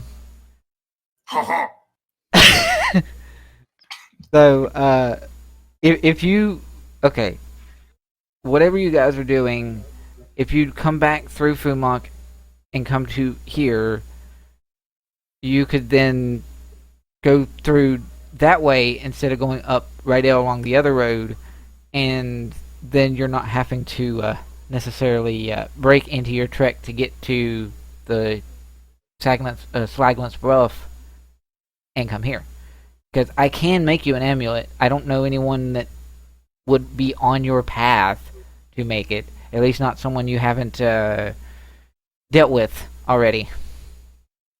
Didn't happen to pick up an amulet off of that crazy Goliath that you found the mall from, did you? No. Thought so. Silver's just like, then they're going like, oh no. I will say... Remember, she turned it into dust. You did. I would say that would work, but much like the mall there, it would have took a little bit of work. So, yeah. But as far as between here and there, not really. And if you do have to deal with those other shrines, you're going to... You guys are going to have fun. I'm going to go and work on that amulet right now. And she goes to make her way inside her cave. Away from where you guys are. It's as if something just registered in her brain. Oh yeah, you're going to be having to deal with... Oh crap. Bye. Yay. And then Oak sort of like in that awkward moment after she's gone, it's just, well, I guess we got our next bit of missions in time then, don't we? Mm-hmm. Well, we do. Back to Fumach, then up to Yukiege, escort them to Yukiege, and then make our way back towards the Saglant's Bluff and go through Fumach to get there. That way we can come down here and pick up whatever amulet you were wanting there. Or whatever amulet she makes. I mean, I'm okay with going a different route. It's not that different as far as like time is concerned. So, yeah, works for me. Although I would have liked, and this is young, although I would have liked to ask for something for me, but she's already gone, and I don't think she wants to talk to us anymore. Hey, there's always next time. Hey, Locke, can you do your magic thaumaturgy thing to make my voice louder? Aren't you the one who just said she didn't want to talk to us anymore? Yeah, but... Fine. Just I point at Oak and say, if you want to ping her again, ask him to do the spell he does. My loud voicing reserved for me, and I slap Cat on the wrist because that's about as tall on him as I get. And this fine gentleman, because he go burr. whatever. Just All right, sure, fine. Chainsaw go burr. And with that, you guys, I'm assuming, make your way back to Fumach. Yep. sure. Unless anybody has anything else. Don't think so. And Fumach, kaboom! Fuck It's as if you've never left the tavern. Right. Hey. All right. So you guys return a couple hours later. Zamir is passed out at the counter. Oh, God damn it. And the old crone is sort of sitting in one of the tables in the corner. She's sort of sitting, not leaning, but she's sitting against the wall, and she sort of got her head down and her eyes closed. It's almost as if she's asleep. And Jack is currently helping to clean the countertop. You're not entirely sure if it's a mess that he made or a mess that Zamir made, but somebody. And he's helping Gabriel to clean it up a little bit. And then you guys come back in and inside, and he's like, "Oh, you're back. That was fast. I guess wherever you were going wasn't very far away." And at him sort of jolting like that, Zamir's just like, lays back down. Fuck. And no response from the crone at all. She's just in the corner. Silver's gonna go over and like kind of tap her on the shoulder. It's sort of like raising an eyebrow, but opening only one eye. She's like, "Yes."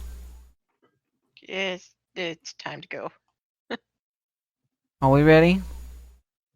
She sort of looks around and then sees Zamir, and she's... And about the time she sighs, Oak is putting his hand on his back and doing lesser restoration. I was about to say, Oh, man, get him. And then Zamir's like, "Huh? What? Fine." But I like being drunk. Can I take? He sort of looks to Gabriel and he's. Can I take a few of these for the road? I mean, I won't like. No. No. What? Why? Come on. Oh my gosh. No. Let's go. Fine. It's actually very clear that Zamir may be just a tad scared, or at very least timid, around Silver. Just a little. Has nothing to do with haunting memories of doors almost being kicked in. No, not at all. No, nothing. So, yeah. If anyone can get Zamir to shut up or do what he's quote-unquote supposed to, it's probably Silver at this point. Let's go. Alrighty. So, everyone has gotten, sort of gotten their stuff together and is ready to head out. And now it's time to settle on how this long excursion is going to work as far as marching order. I mean, you're not in a single file line or anything like that, but where is Jack in relation to the group, and where is the crone in relation to the group? Zamir's probably close to the back. At least as close to the back as he can get. Can we have it so that Jack is riding on Locke's shoulders while Locke is riding on Cad's shoulders? Oh no. Just to make like a tower? No. That would be adorable, yes, but I would wager that I would wager that one, the trees would cause a problem, and two, I don't know if Silver wants to be hefting the crone all the way, so it makes a little bit more sense for your resident mount to carry the person that can hardly walk. Yeah. Oh. In the future, then, when we don't have a crone to carry, whose name we still don't know. I just realized we're gonna be traveling with this lady, and we still don't know her fucking name. She's just a crone to us. Wasn't her name like Miss Erm or something? That's the name that you gave her, yes, but you never have asked her name, no. Locke's gonna feel kind of stupid now and look at us like, so, I feel like kind of an asshole now. What's your name? Oh. She sort of smiles, and few people wonder about my name. That's why I never bother to tell them unless they ask directly. Prilae, which is Prilae. That. Alright. Really?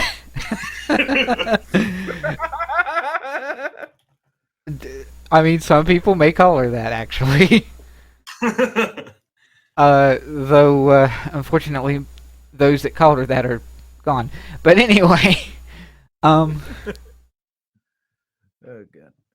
so, yes, she's Prilae. And she sort of looks over at Kaduril and it's like, I suppose then for this long journey you are my ride versus anyone else. I nod and then drop to a knee. And she just sort of, ever so slightly with a little bit of help from Oak, she sort of is hefted onto your back, sort of in a very sort of not necessarily heavy because she's not heavy to you at all, but it's like a piggyback where the person who is piggyback is not the greatest at keeping themselves upright. So, sort of a heavier piggyback, though she is not that heavy to you. Please tell me 5th edition does not have ragdoll physics. No. Okay, good. Does any edition have ragdoll physics? So what? Oh, no. I don't know. Well, actually, I mean, 3.5 had literally everything, so... Alright, then you guys are leaving Fumach again and starting to make your trek north to Yukiege. Hooray! Alright. Yay. So, we will make do with travel. You travel at a pretty decent clip, especially considering that you got a worthy mount for your old lady crone that doesn't slow you down. Although how is she taking to the ride? yeah, that's what I was about to say. She's not necessarily the best rider and tries to constantly adjust how quickly you're moving, but not necessarily in a way that would always slow you down. She's just sort of subtly complaining and grumbling and whatnot at the pace. But you're used to carrying Locke around, so you actually have a decent understanding of how to move when one is on your shoulders. So you said she's complaining about the pace. Is she wanting me to go faster or slower? Over the course of the day's journeys, it sort of fluctuates. It's very much in that way of that very annoying, like, move this chair over here, no, over there, and you just moved it right back to where it was. It's like, wait, what? Gotcha. Yeah. That's why I wasn't necessarily going to RP that so much. It's literally back and forth, and after a moment, Cad oddly feels sort of like adjusting his speed for her benefit is akin to busy work that he did before. In a weird way. But yeah. You are traveling onwards,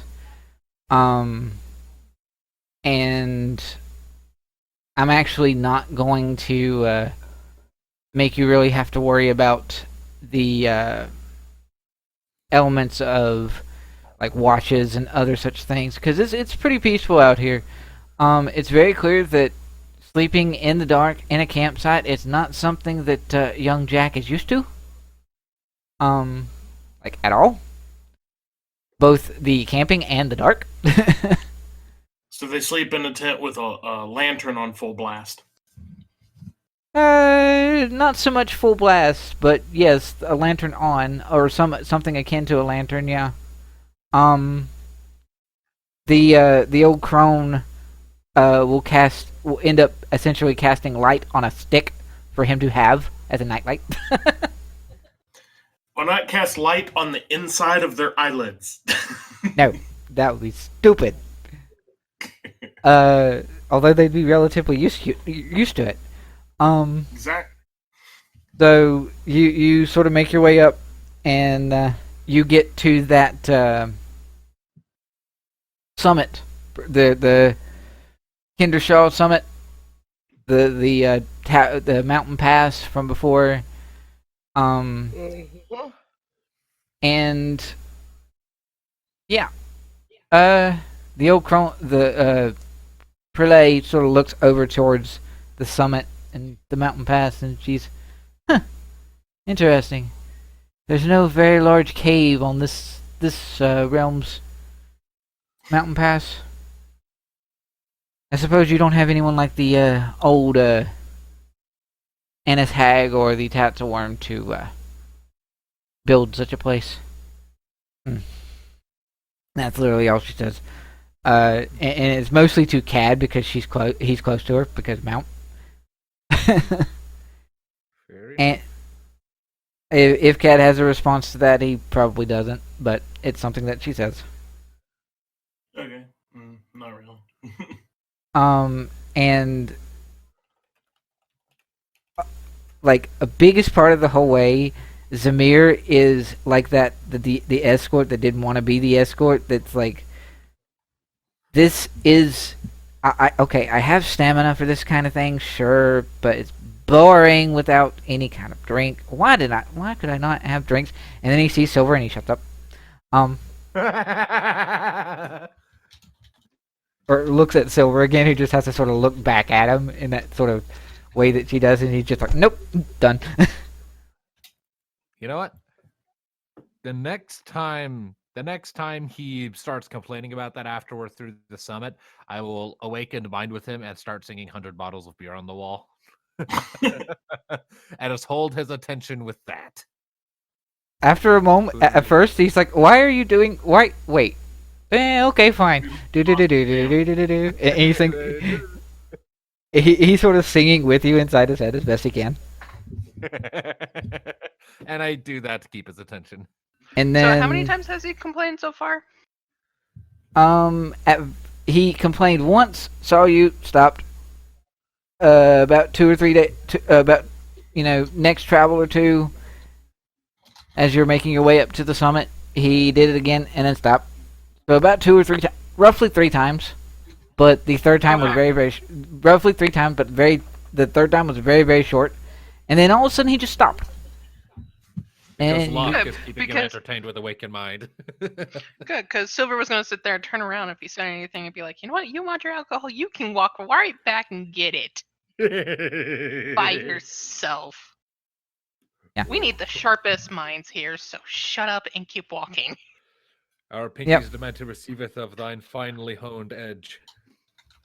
So with that, that appears to work and shut him up effectively, at least from your perspective, because sometime after that, Locke had started doing 99 bottles of beer on the wall inside his head with awakened mind. Oh no. Which he was totally against for like the first 15 seconds. It's like the first verse. And I was like, yeah, fuck it. And it just came in. And that he's immediately like joining in tandem with you. Strangely in harmony, it seems satyrs are relatively good at being performers. So at least mentally speaking, he's decent at it. It's clearly not something he likes to do, but he's decent at it. And yeah, so following that, you guys continue your way north. Also, I should make note. One thing that's very interesting is every time you guys sit down to camp, once everyone has got their camp gear together and everyone's relatively close, Prilae insists that everyone get relatively close to each other. And once everyone is done so, she sort of closes her eyes for a moment, sort of meditates, and then wong, and there is a very large, sort of 20-foot radius sphere that surrounds everyone, and you can very clearly tell that it does that whole like tinted lenses thing where you guys can see through it, but it's obvious that those on the other side cannot. Hey, look what I can do. And flashbacks to when Caleb first cast this in Critical Role. Yeah. He was like a little kid at that point. He was so excited. Yeah. Look what I can do. Well, wizards get excited when they learn something new. You know that actually reminds me. There's a thing I've been meaning to do. While we're under this dome, I will actually shuffle on over to Cad.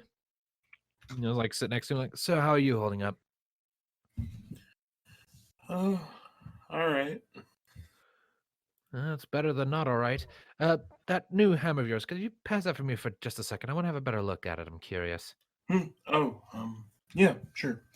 And yeah. All right.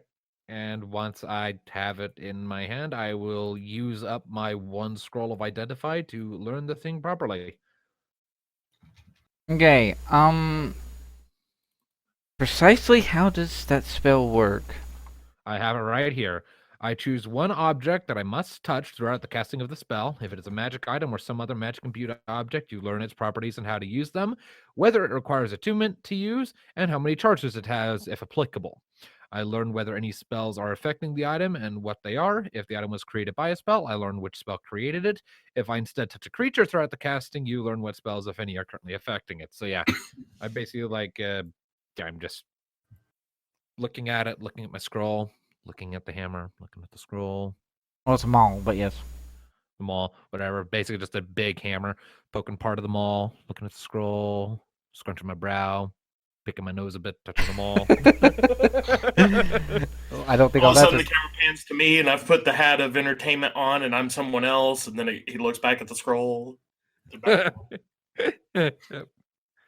So that carries on for about 60 seconds before I know exactly what this thing is and what it does and how it works. Educate me. So, yeah. Best that I can give you for specifics. The effect of this spell is a very custom sort of magic that I've sort of worked out to line up with something that Kenneth was wanting to do. And I totally forgot that you had the scroll of identify to figure out exactly how it works. Wonderful. What were you figuring we were going to wait until we got back to my mom and ask her to do it? Well, the thing was, I wasn't exactly sure on how the identify spell works in and of itself to know that, you would automatically get all the things. It doesn't matter that it's sort of a custom made, and literally this spell or this ability for this item was something that Ulara crafted custom. So I'd still know what it is. That's a yeah. I was thinking that identify was more along the lines of, if it has a spell affecting it, you know what the spell is. If it has this affecting it, you know what this is. And you sort of were doing a rather than a analyze of this is what this is, it was an analyze of, well, this is kind of what this compares to. It's sort of what I was thinking identify would sort of do, but whatever. Anyway, what this item will do is it will work, functionally speaking, with a few little tweaks. It will work like a item to give Cad access to specifically the last part of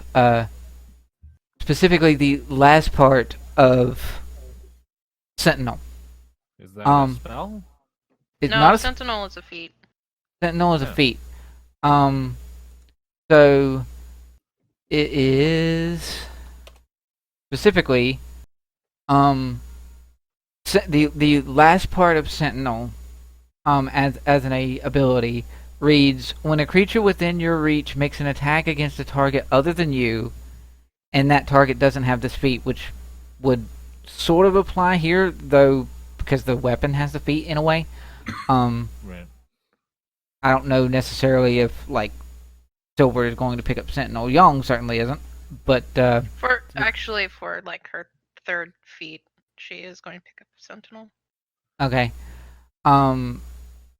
So with that in mind, it might not necessarily react as well with you, but the latter half of Sentinel is when a creature within your reach makes an attack against a target other than you, you can use your reaction to make a melee weapon attack against the attacking creature.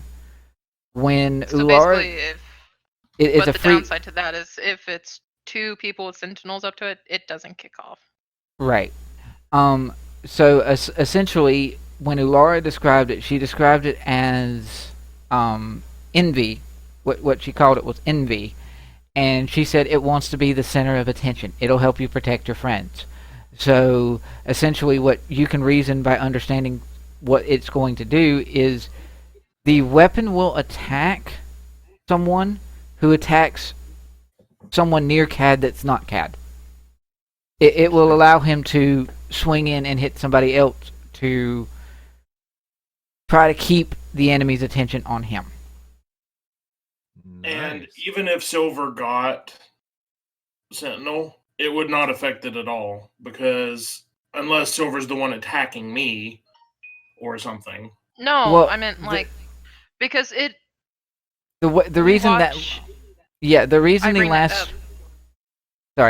the reason the last part of Sentinel is worded that way is because if Sentinel was allowed to trigger when an ally nearby also had Sentinel, that would mean that the enemy would have no choice to hit one of the two. Both have Sentinel, so he's going to get a reaction hit back, assuming the reaction is there every time, and that's a little broken. That's why Sentinel doesn't work that way. Gotcha. And so, with that in mind,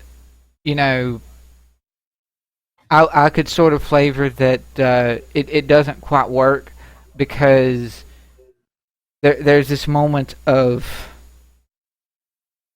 like clash or other such things to sort of keep it from working. That way, it doesn't get incredibly unbalanced. But yeah, essentially, you're with that, Locke, you're able to reason that though the weapon does not necessarily have any sort of conscious thought or mind or is alive like a sentient weapon would be, it seems as if this trait or ability would sort of trigger off loosely independent of Cad, since Cad would usually be raging and not be concentrating on anything. So you could sort of reason that the weapon does the work for him to allow him to. He still has to use his reaction, though his reaction is to, keep everything understood and sort of balanced. But otherwise, yeah, the weapon is going to protect his friends by attacking when his friends are attacked. Essentially, Nice. the non-mechanical version of all that mess is the weapon is going to attack his friends when his friends are attacked, instead of him. Is going to attack my friend's enemies. Yes. Yep. Well, I will regale him with that information. Like, yeah, I will regale him with all that. That is nice. Nice. Thank you, Locke. Back to him. Yep. All right. So, in this particular watch, I am going to have you guys actually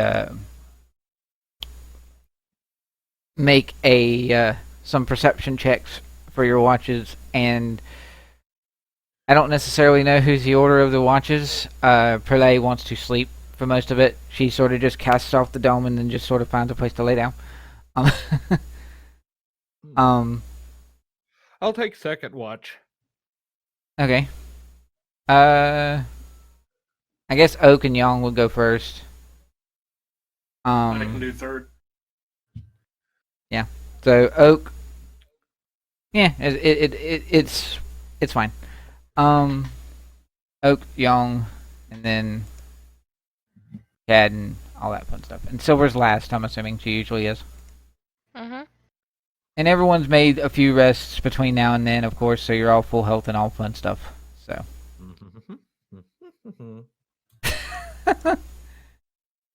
24. Nice. High numbers.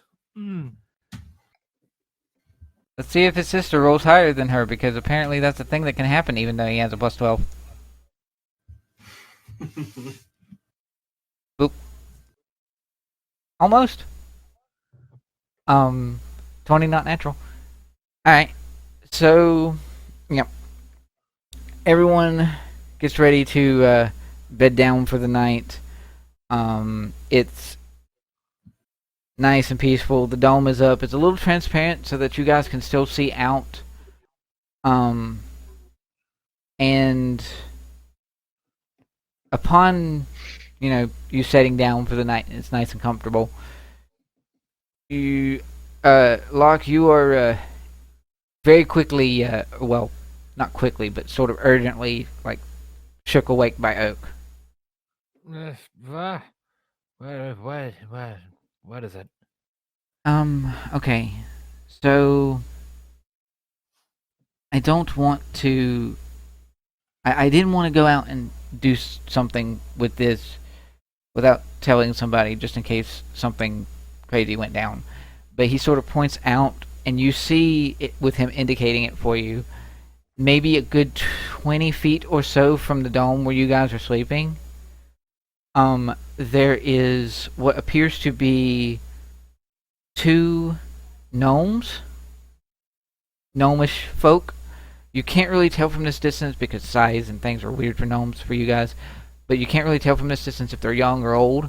but they appear to be two female feminine gnomes that are about 20 feet away. One of them is crying, and the other one appears to be unconscious next to them. All right, do you want me to keep an eye on the situation or something? I wanted to tell somebody. I wanted to go, take a look, see if I could help. Make sure that was okay with you, and then, or at least that, I was going to tell somebody. And you were going to take the second watch, so I don't know. I just came to you first because I didn't want to do something without telling you. Fair enough. All right.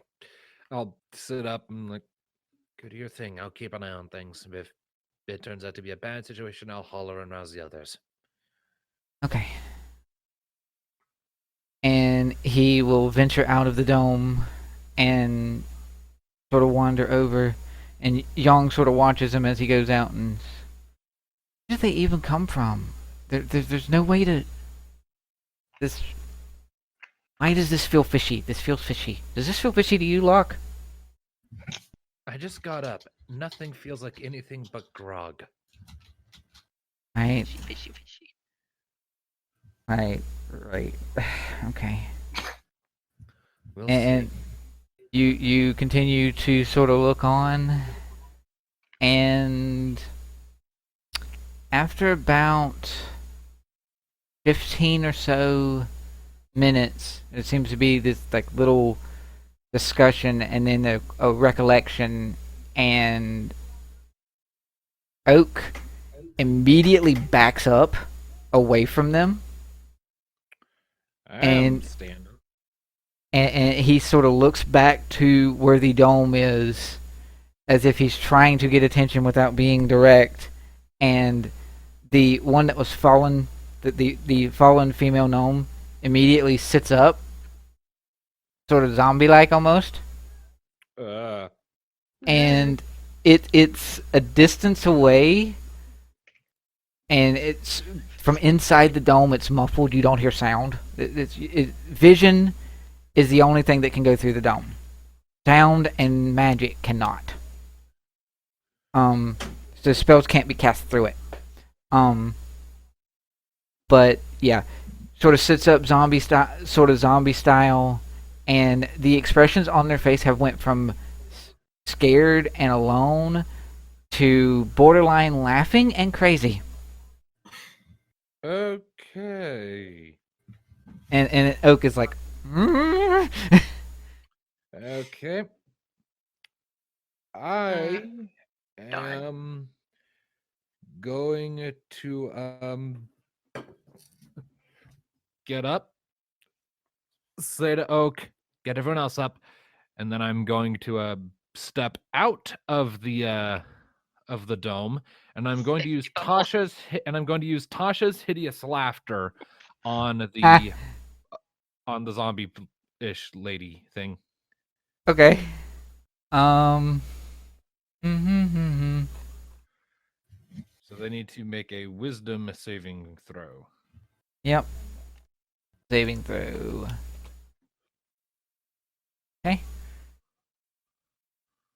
And what's the DC they have to make? 14.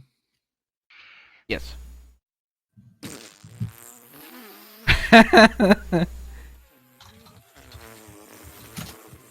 So, what the heck?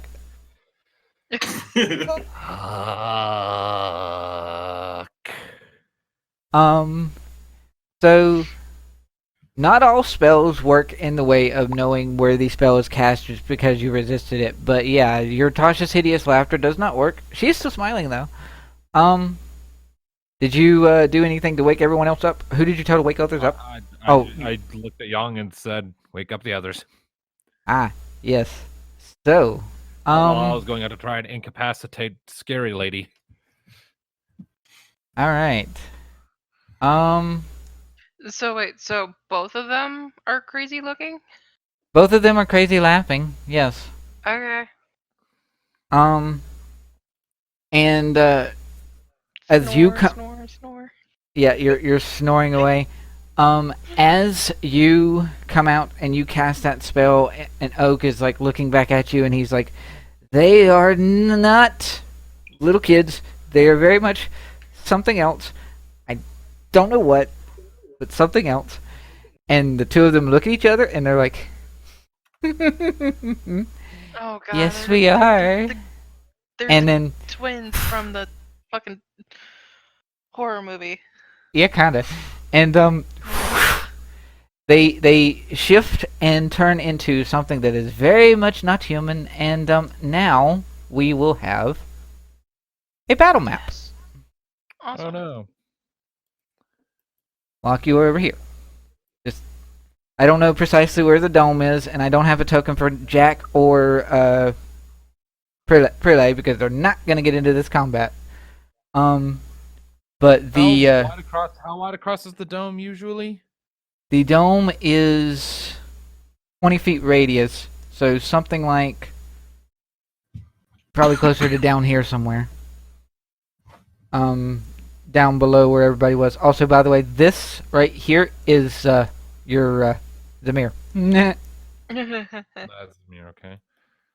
Okay, Alright. so you're probably closer to down here somewhere, and then 20-foot radius circle. Do your thing because you're better at that than me. I suppose I could cast an aura from people, but then it would move with them. Yeah, no. 20.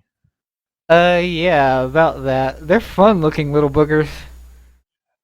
They're also small, and they start to float in the air when they change That's into a their. 20-foot radius bubble? I think that's 20-foot radius, like 20 feet both directions, like all directions, right? Is it 20 radius or Okay. 20 diameter? It's 20 radius. Yeah. Okay, then that's right. It's down to about right there, and Oak, for his part, is up about here or so. Actually, be he's about a little there. closer. So yeah, these things. About there. It's actually like over here. Which, for sake of better picture, The fuck? mhm. Yeah, can I get it in a Discord chat or something? 'Cause I they can't- look That's what I'm doing. They look I like can't- California Reapers with teeth and flagella. The fuck? They are. Rhizopause. Where are? Here we go. This thing. Oh, okay. What are they? Oh, they're Mawile. Actually, yeah, kinda. Anyway, they are what's referred to as pest pipers. Oh. They're annoying little boogers. Anyway, yeah. So the thing on the end of their head is very much a mouth and claw and maw and roar. Yeah, but they're small. They're actually classified as small creatures. That's why they're a slightly smaller square than a normal square. Yeah. So we will do a. Young is working on waking everyone up. Everyone will roll advantage, or everyone will roll with roll initiative. And yeah, let's do this thing. Need that turnover. There we go. Du- Fuck yeah, 22. Nat 20, okay. Oh, 19 for a fucking change. du- Oh, 22. wow. Both of you. Wow. I had Amnesia Chase music going, but I don't think it really fits at this point, so I'm going back to Oblivion battle music. So Alright. we got 2 people with crit. Yep. Young, Oak, and then these little boogers. So, Cad, you are jostled awake by Young, and she's like, Cad, problem. And she indicates to you off to the side, and you see these weird-looking, fairy-looking creatures. It's funky-looking, and you see your friends. What are you doing? Charge! Yeah, pretty much. So I can actually run 50 feet, and they are 50 feet away from me, so... You have 50-foot movement? I have 50-foot movement, yeah. Oh yeah, you got mobile. That's right. Very, very fast elephant. So that's why I was wondering before if Prilae was complaining I was going too slow, because I was going to run circles around the party while still traveling. But anyway. So yeah, I can actually run 50 feet and end up right adjacent, raging and smacking. Okay, then. Wouldn't it cost half your movement action to get up from lying down, though? Yeah, because we are technically prone from sleeping. Yeah. Would I roll initiative from being prone on the ground, or would we roll initiative after we were awakened? I'll give it to you. It's You fine. are awakened. It's fine. Okay, If they had by like 5 feet. if you had been prone and asleep, I would have said that your initiative would have technically been at disadvantage, but it's fine.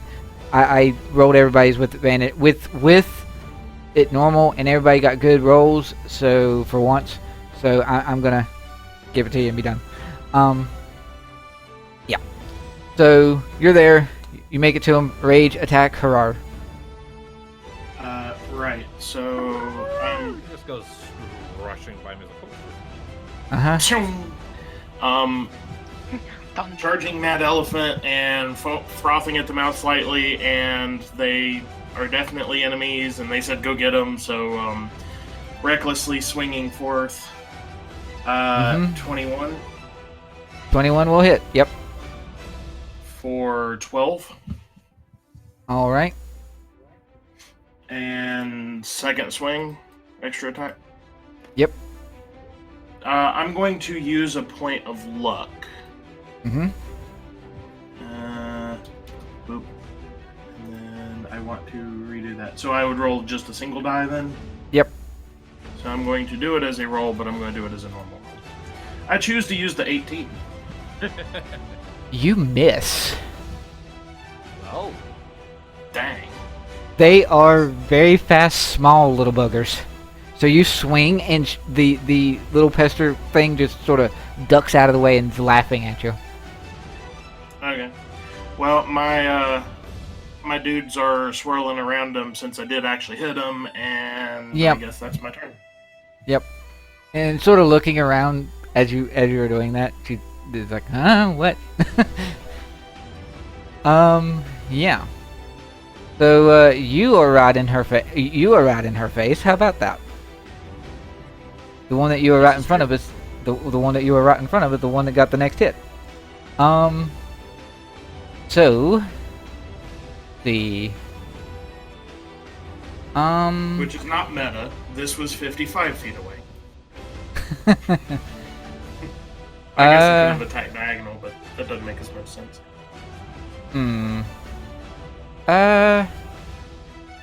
Yeah. What is this? 50. So she sort of looks at you, sees all the things that are swirling around her, and well, this is annoying. You are very big and very annoying. Bye. Oh no.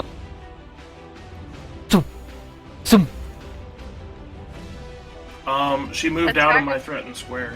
She did dimension door and teleported. Oh. So no attack of opportunity from your thingy. But she's now over there and beside Locke. She's like, hi! Wait, real quick. What kind of bubble is this? It is an opaque on the outside, but transparent on the inside.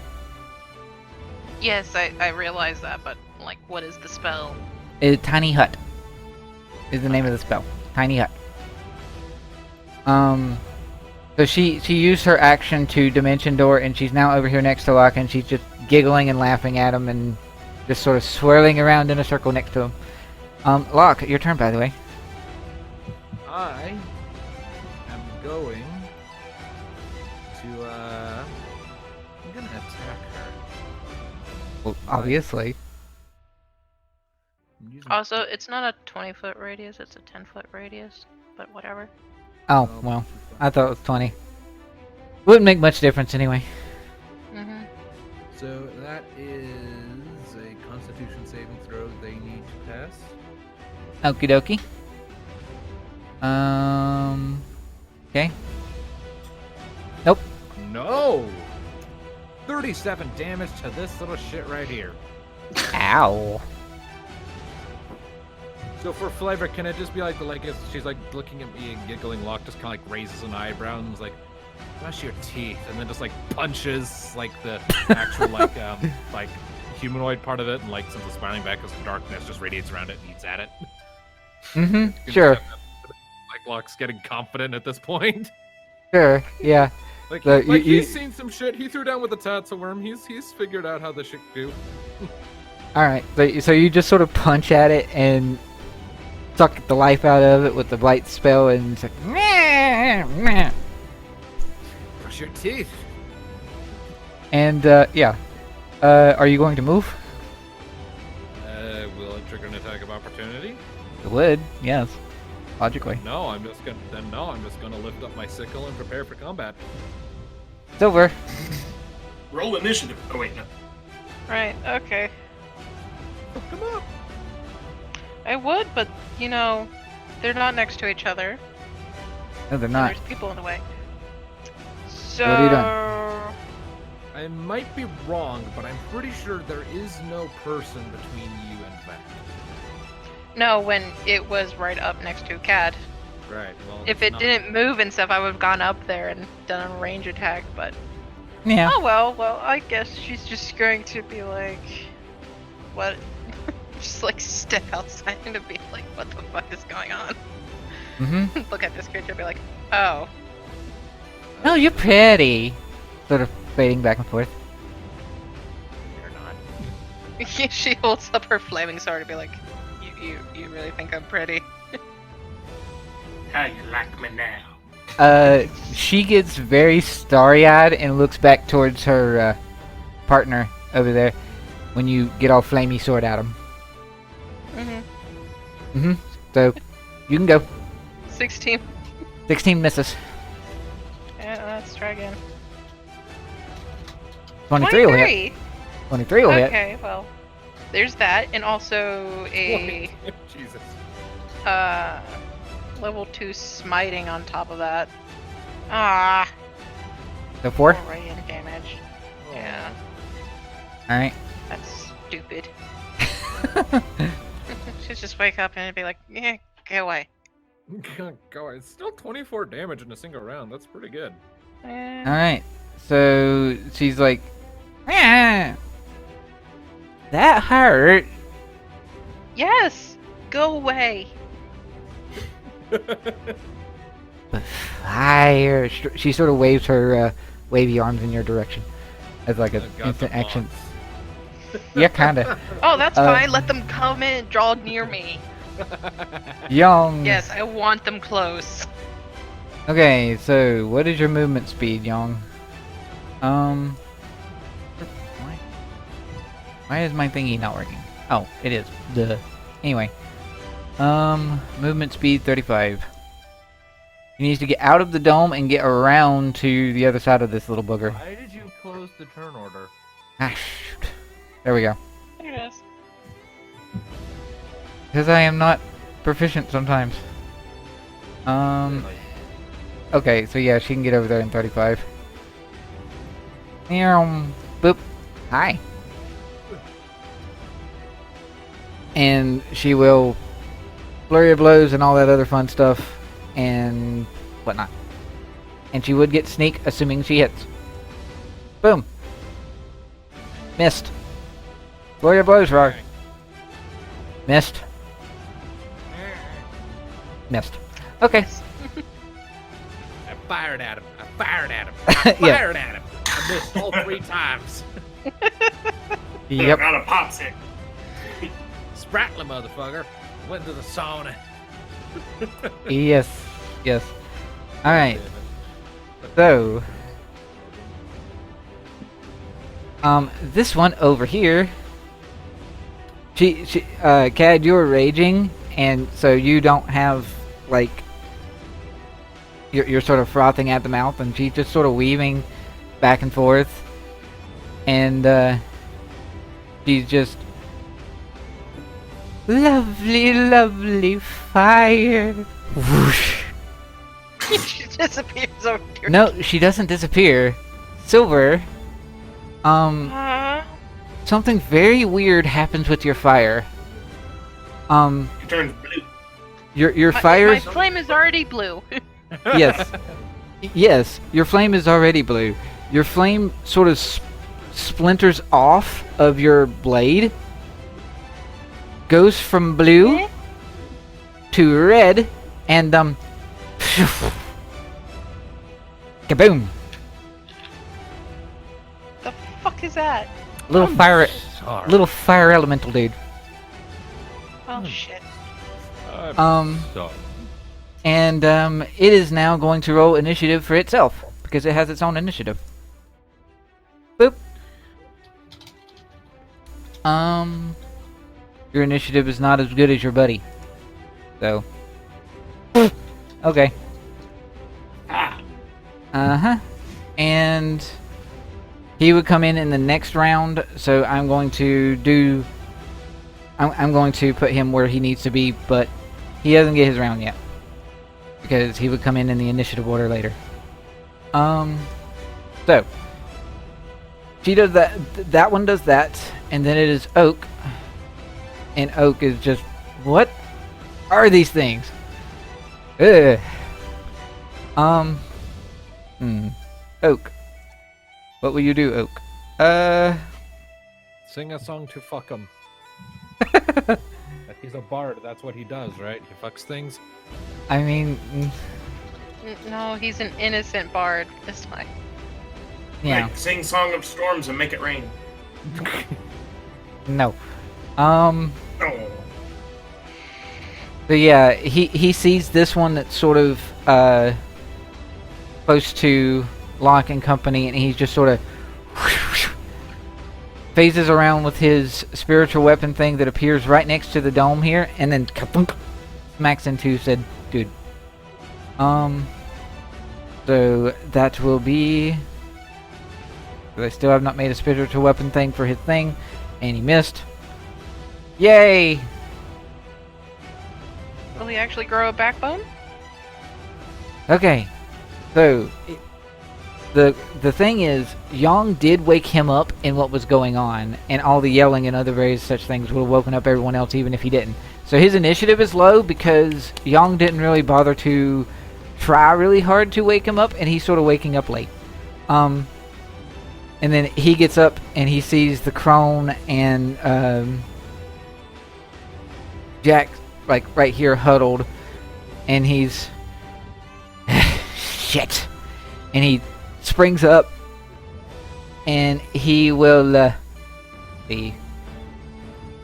Please tell You me said- it doesn't run away. You said magic doesn't go through the... No, it doesn't. Get out there. Right. Okay, fine. And he is going to run out here. He's not going to go behind the tree. He's going to go, like, right here next to you, Locke, actually. And he's... Anybody know what... Never mind. And he punches at the air right next where Locke's head is, basically. And a very quick and sudden burst of air goes flying past Oak and Cad. And, yeah. He is making use of a monk cool thing called Fist of the Unbroken Air. He's a monk. He's a monk. And he drinks.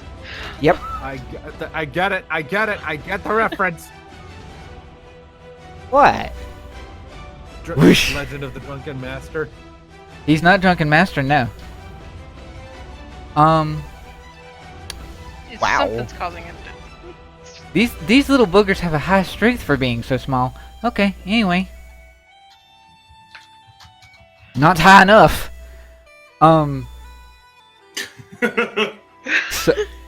So he bursts forward and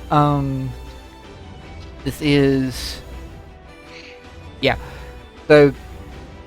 Uh-huh. 3. Kaboom! Wow. He didn't roll well, but it's fine. And then it's to this one. So that. And she goes spiraling backwards, way over here, and tumbles to the ground. She's not floating anymore. This little thing doesn't have its turn yet. Cat, go. Go play fetch. So I guess I would prioritize the one that's closer to friends. So I will move. I can still attack it from here, right? Yes. Yep.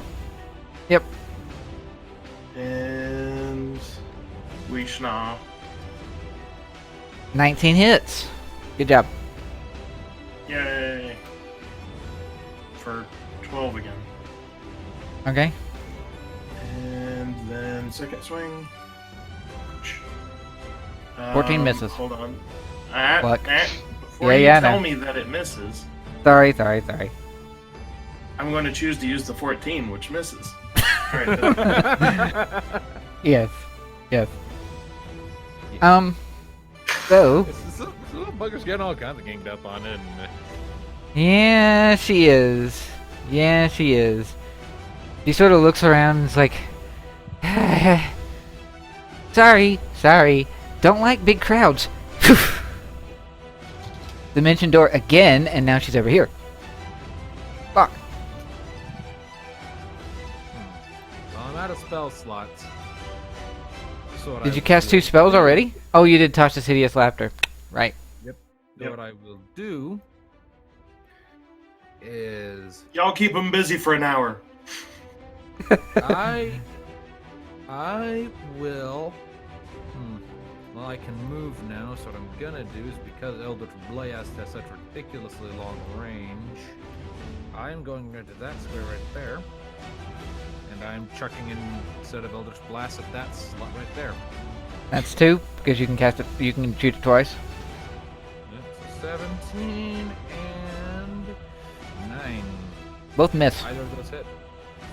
Fuck. I was half tempted to use my turn to put Thaumaturgy to amplify Cad's voice again and tell them to fuck off as loud as you can. To like kind of intimidate and scare them into running away. It's over. Yes. Kill the thing that stole your flame. Steal it back. I mean, you still have your flame. It's just, part of it turned into that. Take it back. Can I just maneuver around him and not disengage? Right, of course. Yep. Okay. That's plenty. That's plenty too. These things seem fascinated with fire, right? Yeah. At least at the moment they were.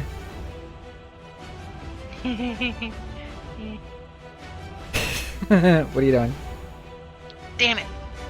I Uh, was doing an ice knife at this one. over Ice here. Knife still shatters on a miss, right? But the thing is, I'm just casting it at a different level. Hit or miss the shards, then explode. Yes. Okay. So which one were you firing Target. at? The one next to Oak. Okay. Within 5 feet, must succeed a dexterity saving throw or take however many cold damage. But the thing is, I cast it at a level 3. Right. So the cold damage is more? Hold on, let me. Oh, why does that say 2d6? Probably because you were casting it higher? It should be actually higher. Oh. Yeah, because it's 2d6 at a level 1, and I cast it at a level 3. 2d6 become So that's 3d? Does 2d6 become 3 or 2d6 become 4? It's just when you cast a spell using a spell slot of 2nd level or higher, it increased by 1d6, so it should be 3. 3d6. So roll another one. Just roll another straight d6. Okay. Nice. So, DC Dexterity save 15 on a fail, they will take 15, but on a success, they would take 7. Right. Okay. God damn. Okay. Then Young. Okay, so Young will see this realize that she's not been useful and was not able to hit the little annoying thing, and it teleported away anyway. She doesn't want to necessarily run away from this one, although Silver and Cat are... Yeah, she just wants to punch the little fire demon. Or fire fairy thing. So, she is going to use all of her attacks on said little fairy dude. Boop. You have a... Okay, that'll hit. Gloria blows. Hit. And hit. Yay! She did 3 hits finally. Never mind. Hmm? That higher level cast? Mm-hmm. What about the higher level cast? That's what it was. That 8 was supposed to go on top of the 9. It's not piercing. Oh! I fucked up, so I need to adjust that. Oh. So would it have been 14 instead of 15? 8 plus 9. Oh, 17 instead of 15. Yes. Right. So 17 becomes 16 becomes 8 instead of 7. Yeah. Okie dokie. So... Kaboom! 6, 4, and 6. Do you have any kind of weird, annoying, stupid? No, you do not. Good for you. So 16 total. Hooray! That is that. Young smacked, and it is this one over here that teleported away. The one that hooked on the boat and then he got away. Well, he actually, that one didn't teleport away. That one was the one that got knocked back and fell down. Right. So he is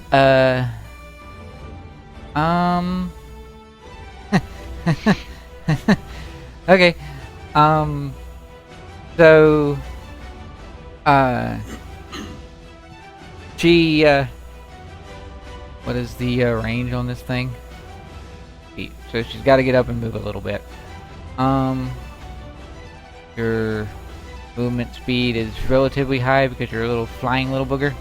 No, your movement speed is the same as anybody else. Okay, so she uses half of her movement to get up. 15, she sort of runs or flies to about right here. And this is very, very mean and funny, but this is totally their style, especially in this particular context. So she will like reach out with her little like flap of a hand, and she's have fun, my little friends. Oak, Young, and Had, but not Silver, will need to make for me a dexterity saving throw. This is a very unique way to use this spell, but this is what she's doing. Dexterity saving throw from Cad, Silver, or Cad, Oak, and Young. Dex save? Dex save. You would have advantage. Okay. So, Young is... let's see, what is your thing? Oh. No. So it's only Cad. Wait. Young in the bubble? Doesn't matter anyway, because she still rolled low. Yeah, she still rolled low enough. The bubble for... You don't Young is in the bubble, but Oak is not. Or Cat is not. Right. Your bubble thing. Yes. Alright. So Young got it, and she rolled the first roll, but it doesn't matter because she still didn't get quite high enough. So the two of the people that failed, which is the two NPC party members, not Cad, the two of you are immediately like, or Cad sort of ducks out of the way as out of a like weird circular sphere of fey magic, there appears literally 6 small little like baboon monkey things that jump in your face. And the ones that miss you go scurrying off, see this aura thing, and then run off that way. But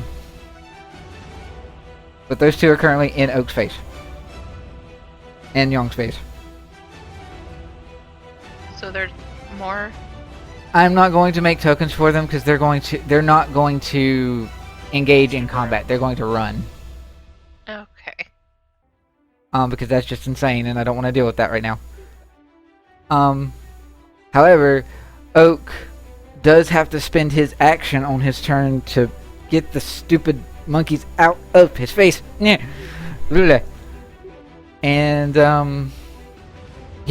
with a bonus action, he can still smack with his spiritual weapon, which is floating over there next to Yang, where the other one was prior. And he is going. He's going to hit the little flamey thing.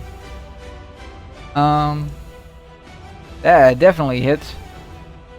And spiritual weapons damage is, what was it again? I cannot remember. That. And then 1d8 plus spellcasting.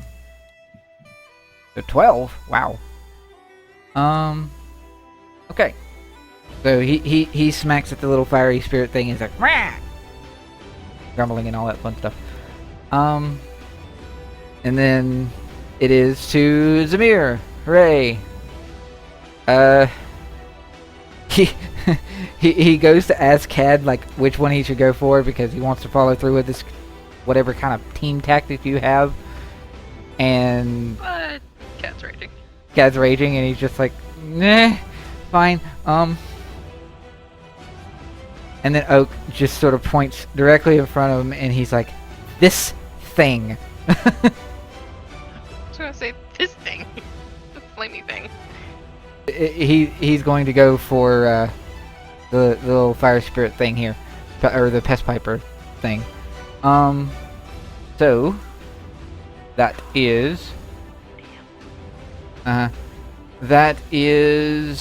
flurry of blows and all sorts of fun stuff.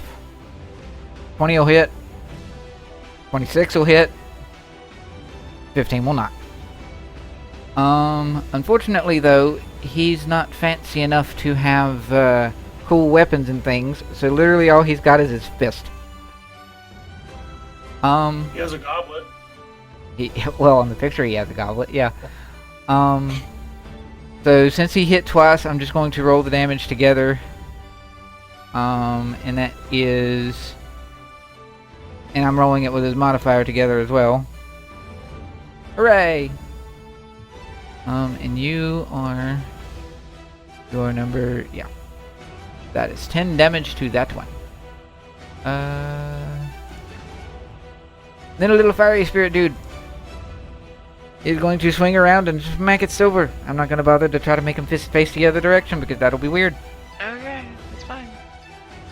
Little fiery dude. Make for me a dexterity save, which you would have advantage on because this is magic and spelly. Young would make it too. And I'd have advantage. Yes, you would.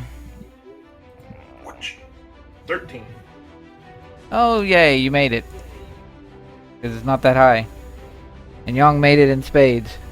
So, half damage from this thing's fire breath. Hooray. By the way, did you say that we took half of 10? It would be half of 10, yep. And... It's Yon fire... takes 3 less than that, so Yon takes 2. Okay. Going elephant shield no jutsu. Okay. All right. So yeah. So Visible I run confusion. forward and recklessly smack dude. But I'm going to spend a point of luck. 18 misses. Yep. Oh. But I still get a second swing. You do. Yes, you do. Fuck him up. Ah, there we go. That's better. So 21. Yeah. To that one there. Which is the 22 initiative. Right. Yeah. Kaboom. Oh yeah, and you said the little let's see, what are these? They have ears. Were they cats or mice or something that were conjured last turn? Yeah, they're scurrying off this way. They're That's what I monkeys. was assuming. The only ones that had to deal with them at the time were Oak and Oh. yeah, because the only ones that needed to roll were you and Zamir, and both of you succeeded, I believe. That's how that worked. Well, I drew little doodles for them, and I guess I'll update my doodles to be running past me. Alrighty. But yeah, that's pretty much my turn. Now it's Okay. his turn to decide what he's doing, or she. Alright. These things are very much its. Let's not complicate matters. These are its. Okay. So HP of not so great, and Isn't this the same one that I wailed on earlier as well? yeah, it is. And it teleported away. Now I it- chased it and zapped it. Yeah. Okay, so their big crazy mouths thing, long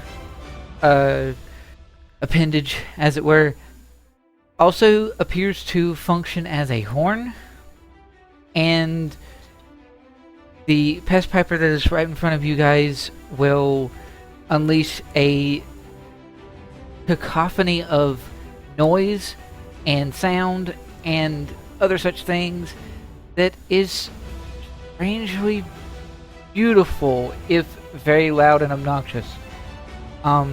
Everyone is going to. Can I chime in with my trumpet? I mean, you could if you wanted to. Everyone is going to need to make for me a wisdom save. Everyone? Everyone. 7.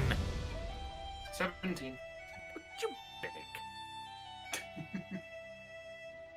big adjustable elephant cock. 20. Ah! Ha! Oh wait, that was our ally. Yes, it was. No, it's still hot because someone rolled lower than me. Also Okay. remember Young has +4. Anyone else have +4? No, just Young. This young. Okay. Right. Yep. So there's that one, and then I need Zamir, who is not in your thingy. So.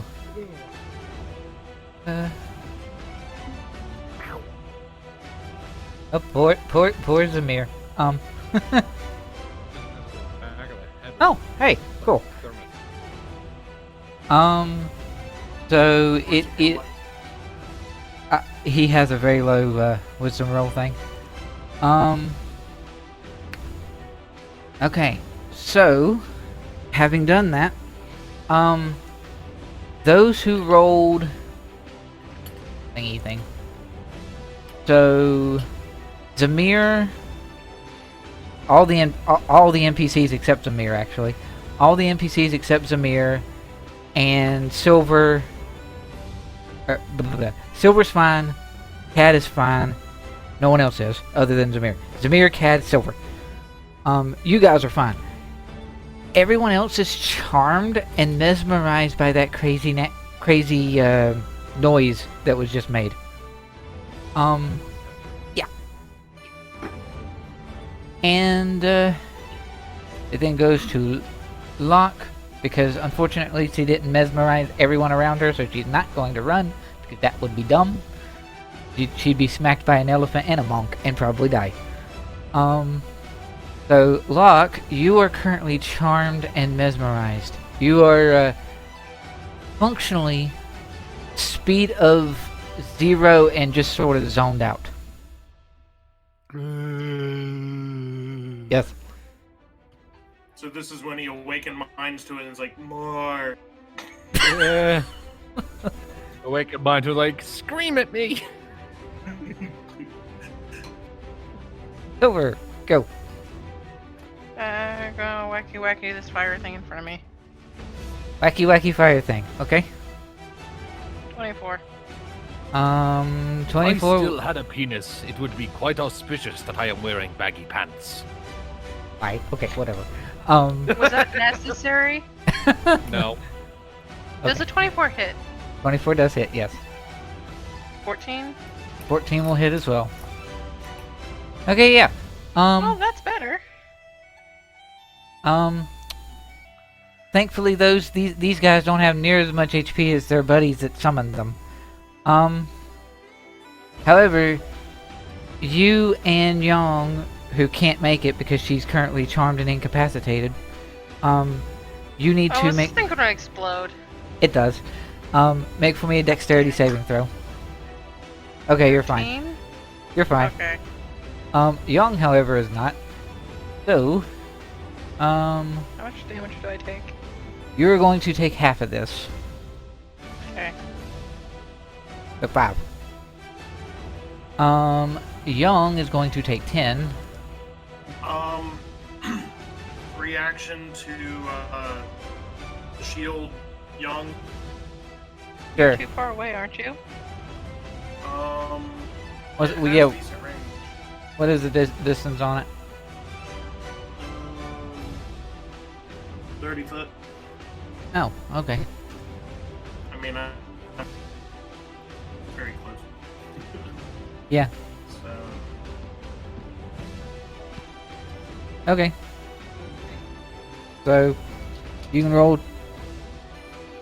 Instead of taking 10, she takes 4. yes. Okay. So, having done that, Oh, and when that's gone, I'm going to move. okay. So, this thingy exploded. It go poof. Kaboom. Okay, and then I'm going right up to here. Alrighty. So, it is now to Young. Young was charmed and incapacitated and crazy, and then all of a sudden, wavy spectral elephant and explosion kaboom, and she's like, wait, what? Huh? You little punk. Boom. She loses the trait of being considered incapacitated whenever she takes damage. So she is going to come running over here, and she is going to punch this thing.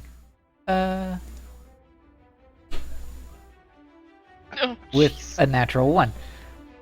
Well then. A monkey flew in her face. Probably, yeah. Flurry of blows, Kaboosh. 17 misses, just barely. 24 hits, though. 4. Yay!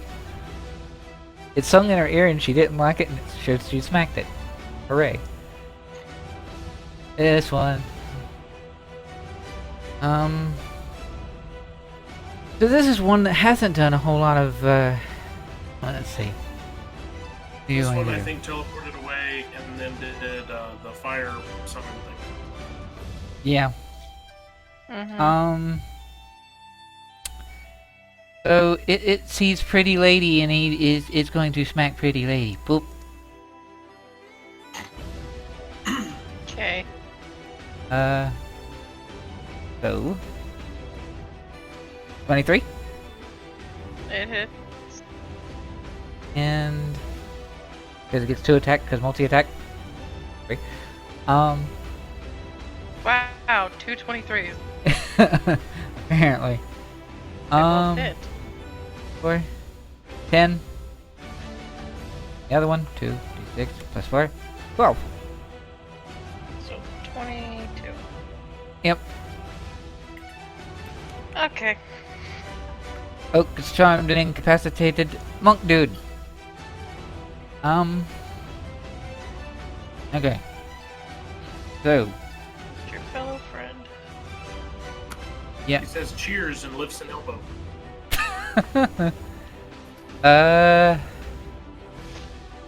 Yeah, let's just do your straight up standard attack and whatnot.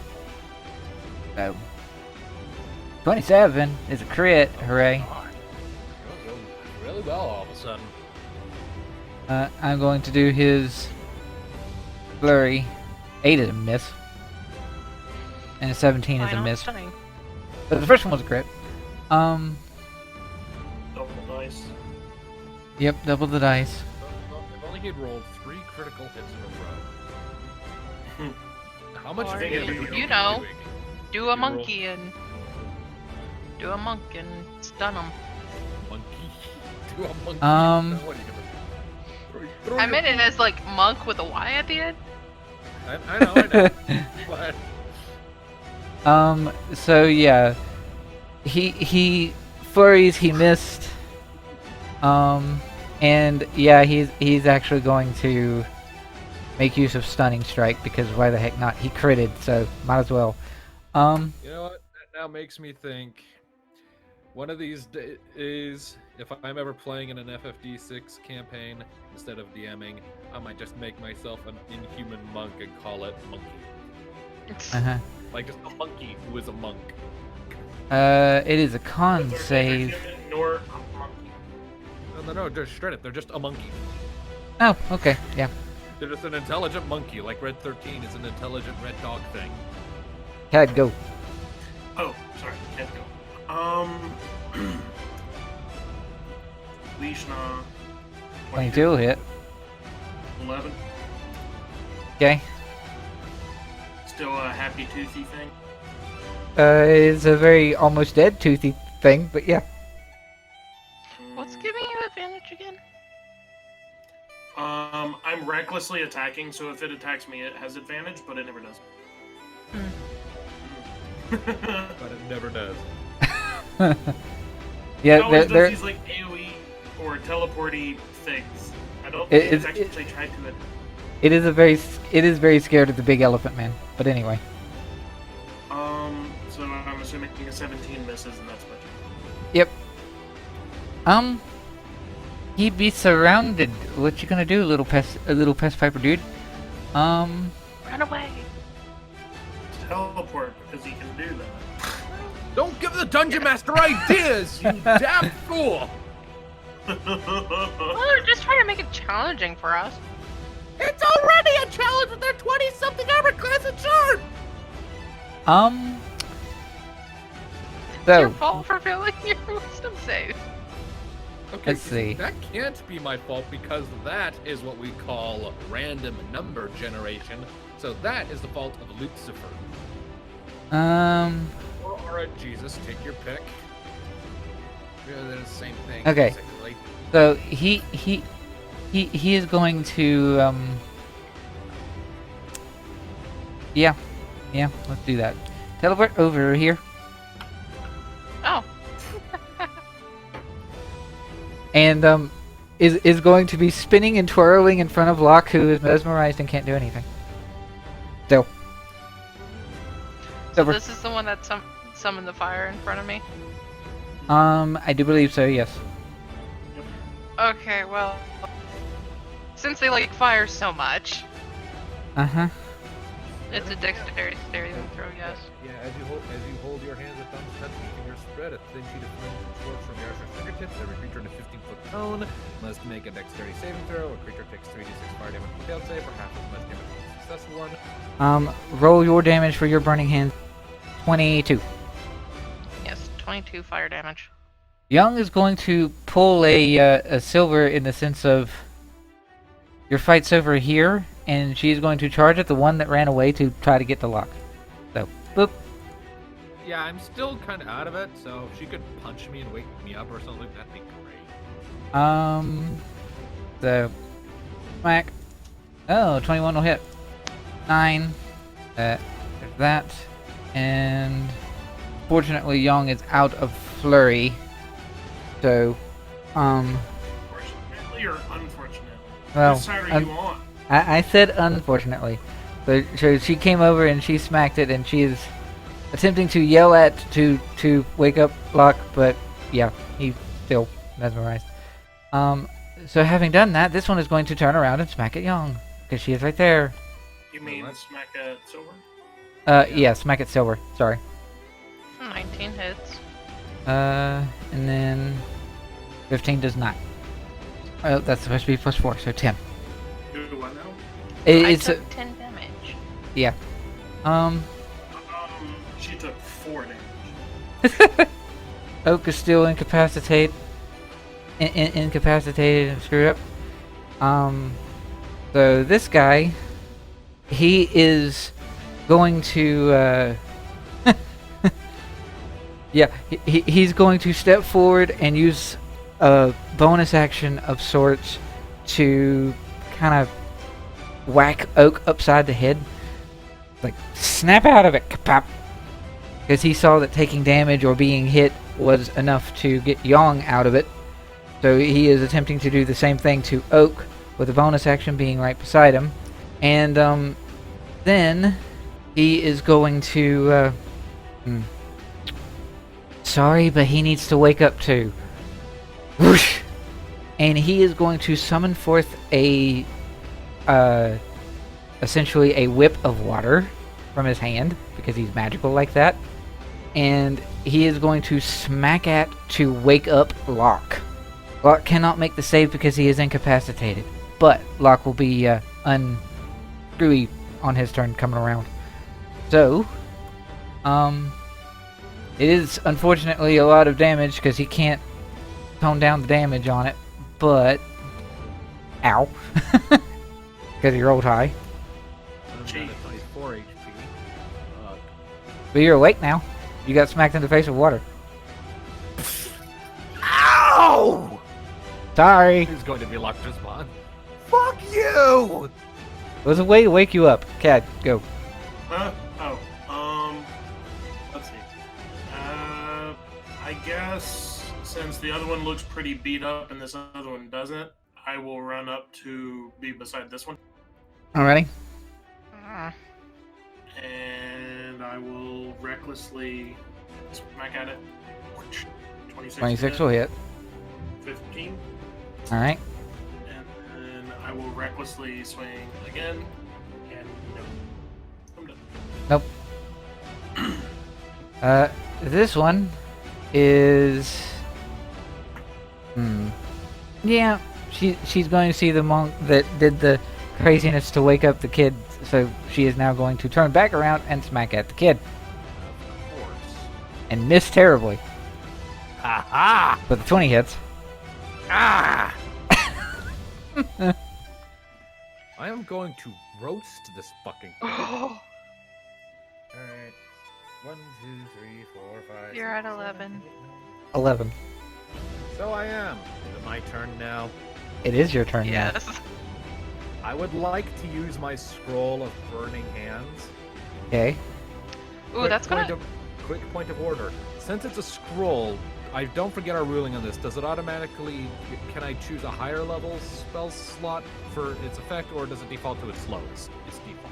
I thought it was depends on like Rolls are what set for the level. person who practices, right? No, I thought it was like whoever makes the scrolls puts whatever level in it. Yeah. Yeah, It, exactly. the scrolls use the level that it is on, so it would be the default level. Okay, fair enough. Otherwise you would use your own spell So it's slot just to a- cast it. Slightly So. disappointing, but I can roll with that, so it needs to, well, hold on a second, I actually need to reposition myself where I'm going to hit Young with this, so I'm going to put myself right here, to sort of circle my way around, and I'm going to grab this fucking thing and try to light it on fire in my grasp. Okay. So it needs to make a dexterity saving throw, take full damage if it fails, half damage if it I'm gonna that- light the tree on fire. Yeah, So- that's fine. What is your dexterity thing? The spell save DC for me is 14. 13. Roll your damage. Alrighty. 3d6. That is 13 damage. That's fire damage, right? Yep. Yes. Bleh! Kapoof! Also, that tree is on fire. Yeah, so Locke just like pulls out the scroll. His hand, he like crushes it. It turns to dust. His hand's on fire. Reaches like grabs the damn thing. It just immolates it in his fingers. Okay. Silver, your turn. My turn? Yes, indeed. Okay. God damn it. Well, at least it wasn't a nat 1. 19 hit. Does 19 hit? 19 will hit, Oh, yes. thank God. I'm throwing a fucking smite on this fucker. Alrighty. So I'm gonna be a level 2 smite. Is it a fiend? No. It is, Fae. No? Okay. So it's gonna be a 3d8. But first, that damage. What about the 11 damage on top? Alrighty. Young. And, she punched at the thing. She's out of her spots to do Fury of Blows and things. And then she sees that the Locke is awake and that he burned a tree, and she's like, okay, you got that handled. Over here she goes to run away. Because Locke is still in a lot of pain. He's at 11 hit points out of 52. Oh, Yes. oh hush, we'll get to you in a minute. I don't have time for Locke. I'm trying to make the world safe for Locke. And you just see like his middle finger rising up, silhouetted by the flames of the tree. Everything's fine. Fight you? I'm okay with the events that are unfolding currently. Alright, so there we go. She hit, hooray. So she looks past she looks past the others, sees that her friend is burned to the ground and that there is a flaming tree. She will see that this is not necessarily the best circumstances for her fight right now. Yeah. She is gonna teleport away. Oh, god damn you. Do we get any sort of opportunity on this? No, that's a teleport. Not for her to teleport, no. Actually, no. She was the one that did the, she's teleported once. She conjured animals. She did fire spirit. She did fire spirit thing. Yeah, she's out of, nah, she's not gonna run off. She's gonna grow. What? I'm sorry, what? You want to run that one by me again, good sir? She's gonna grow. Oh, does this mean we can... she's easier to hit? So, you double check enlarge reduce to see if it actually changes things like that.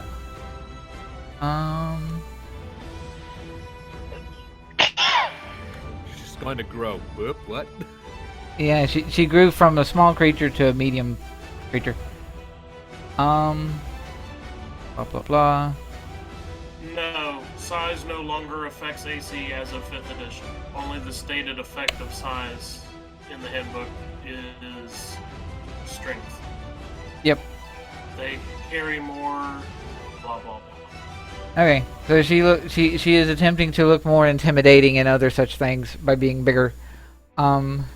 Oak now has his turn, being shook out of it and then seeing the water whip, and he sort of looks at the mirror and is like, really, dude? Really? Locke is not the most hardy, you know. Yeah. And this thing at a higher level because he can do that. Boop.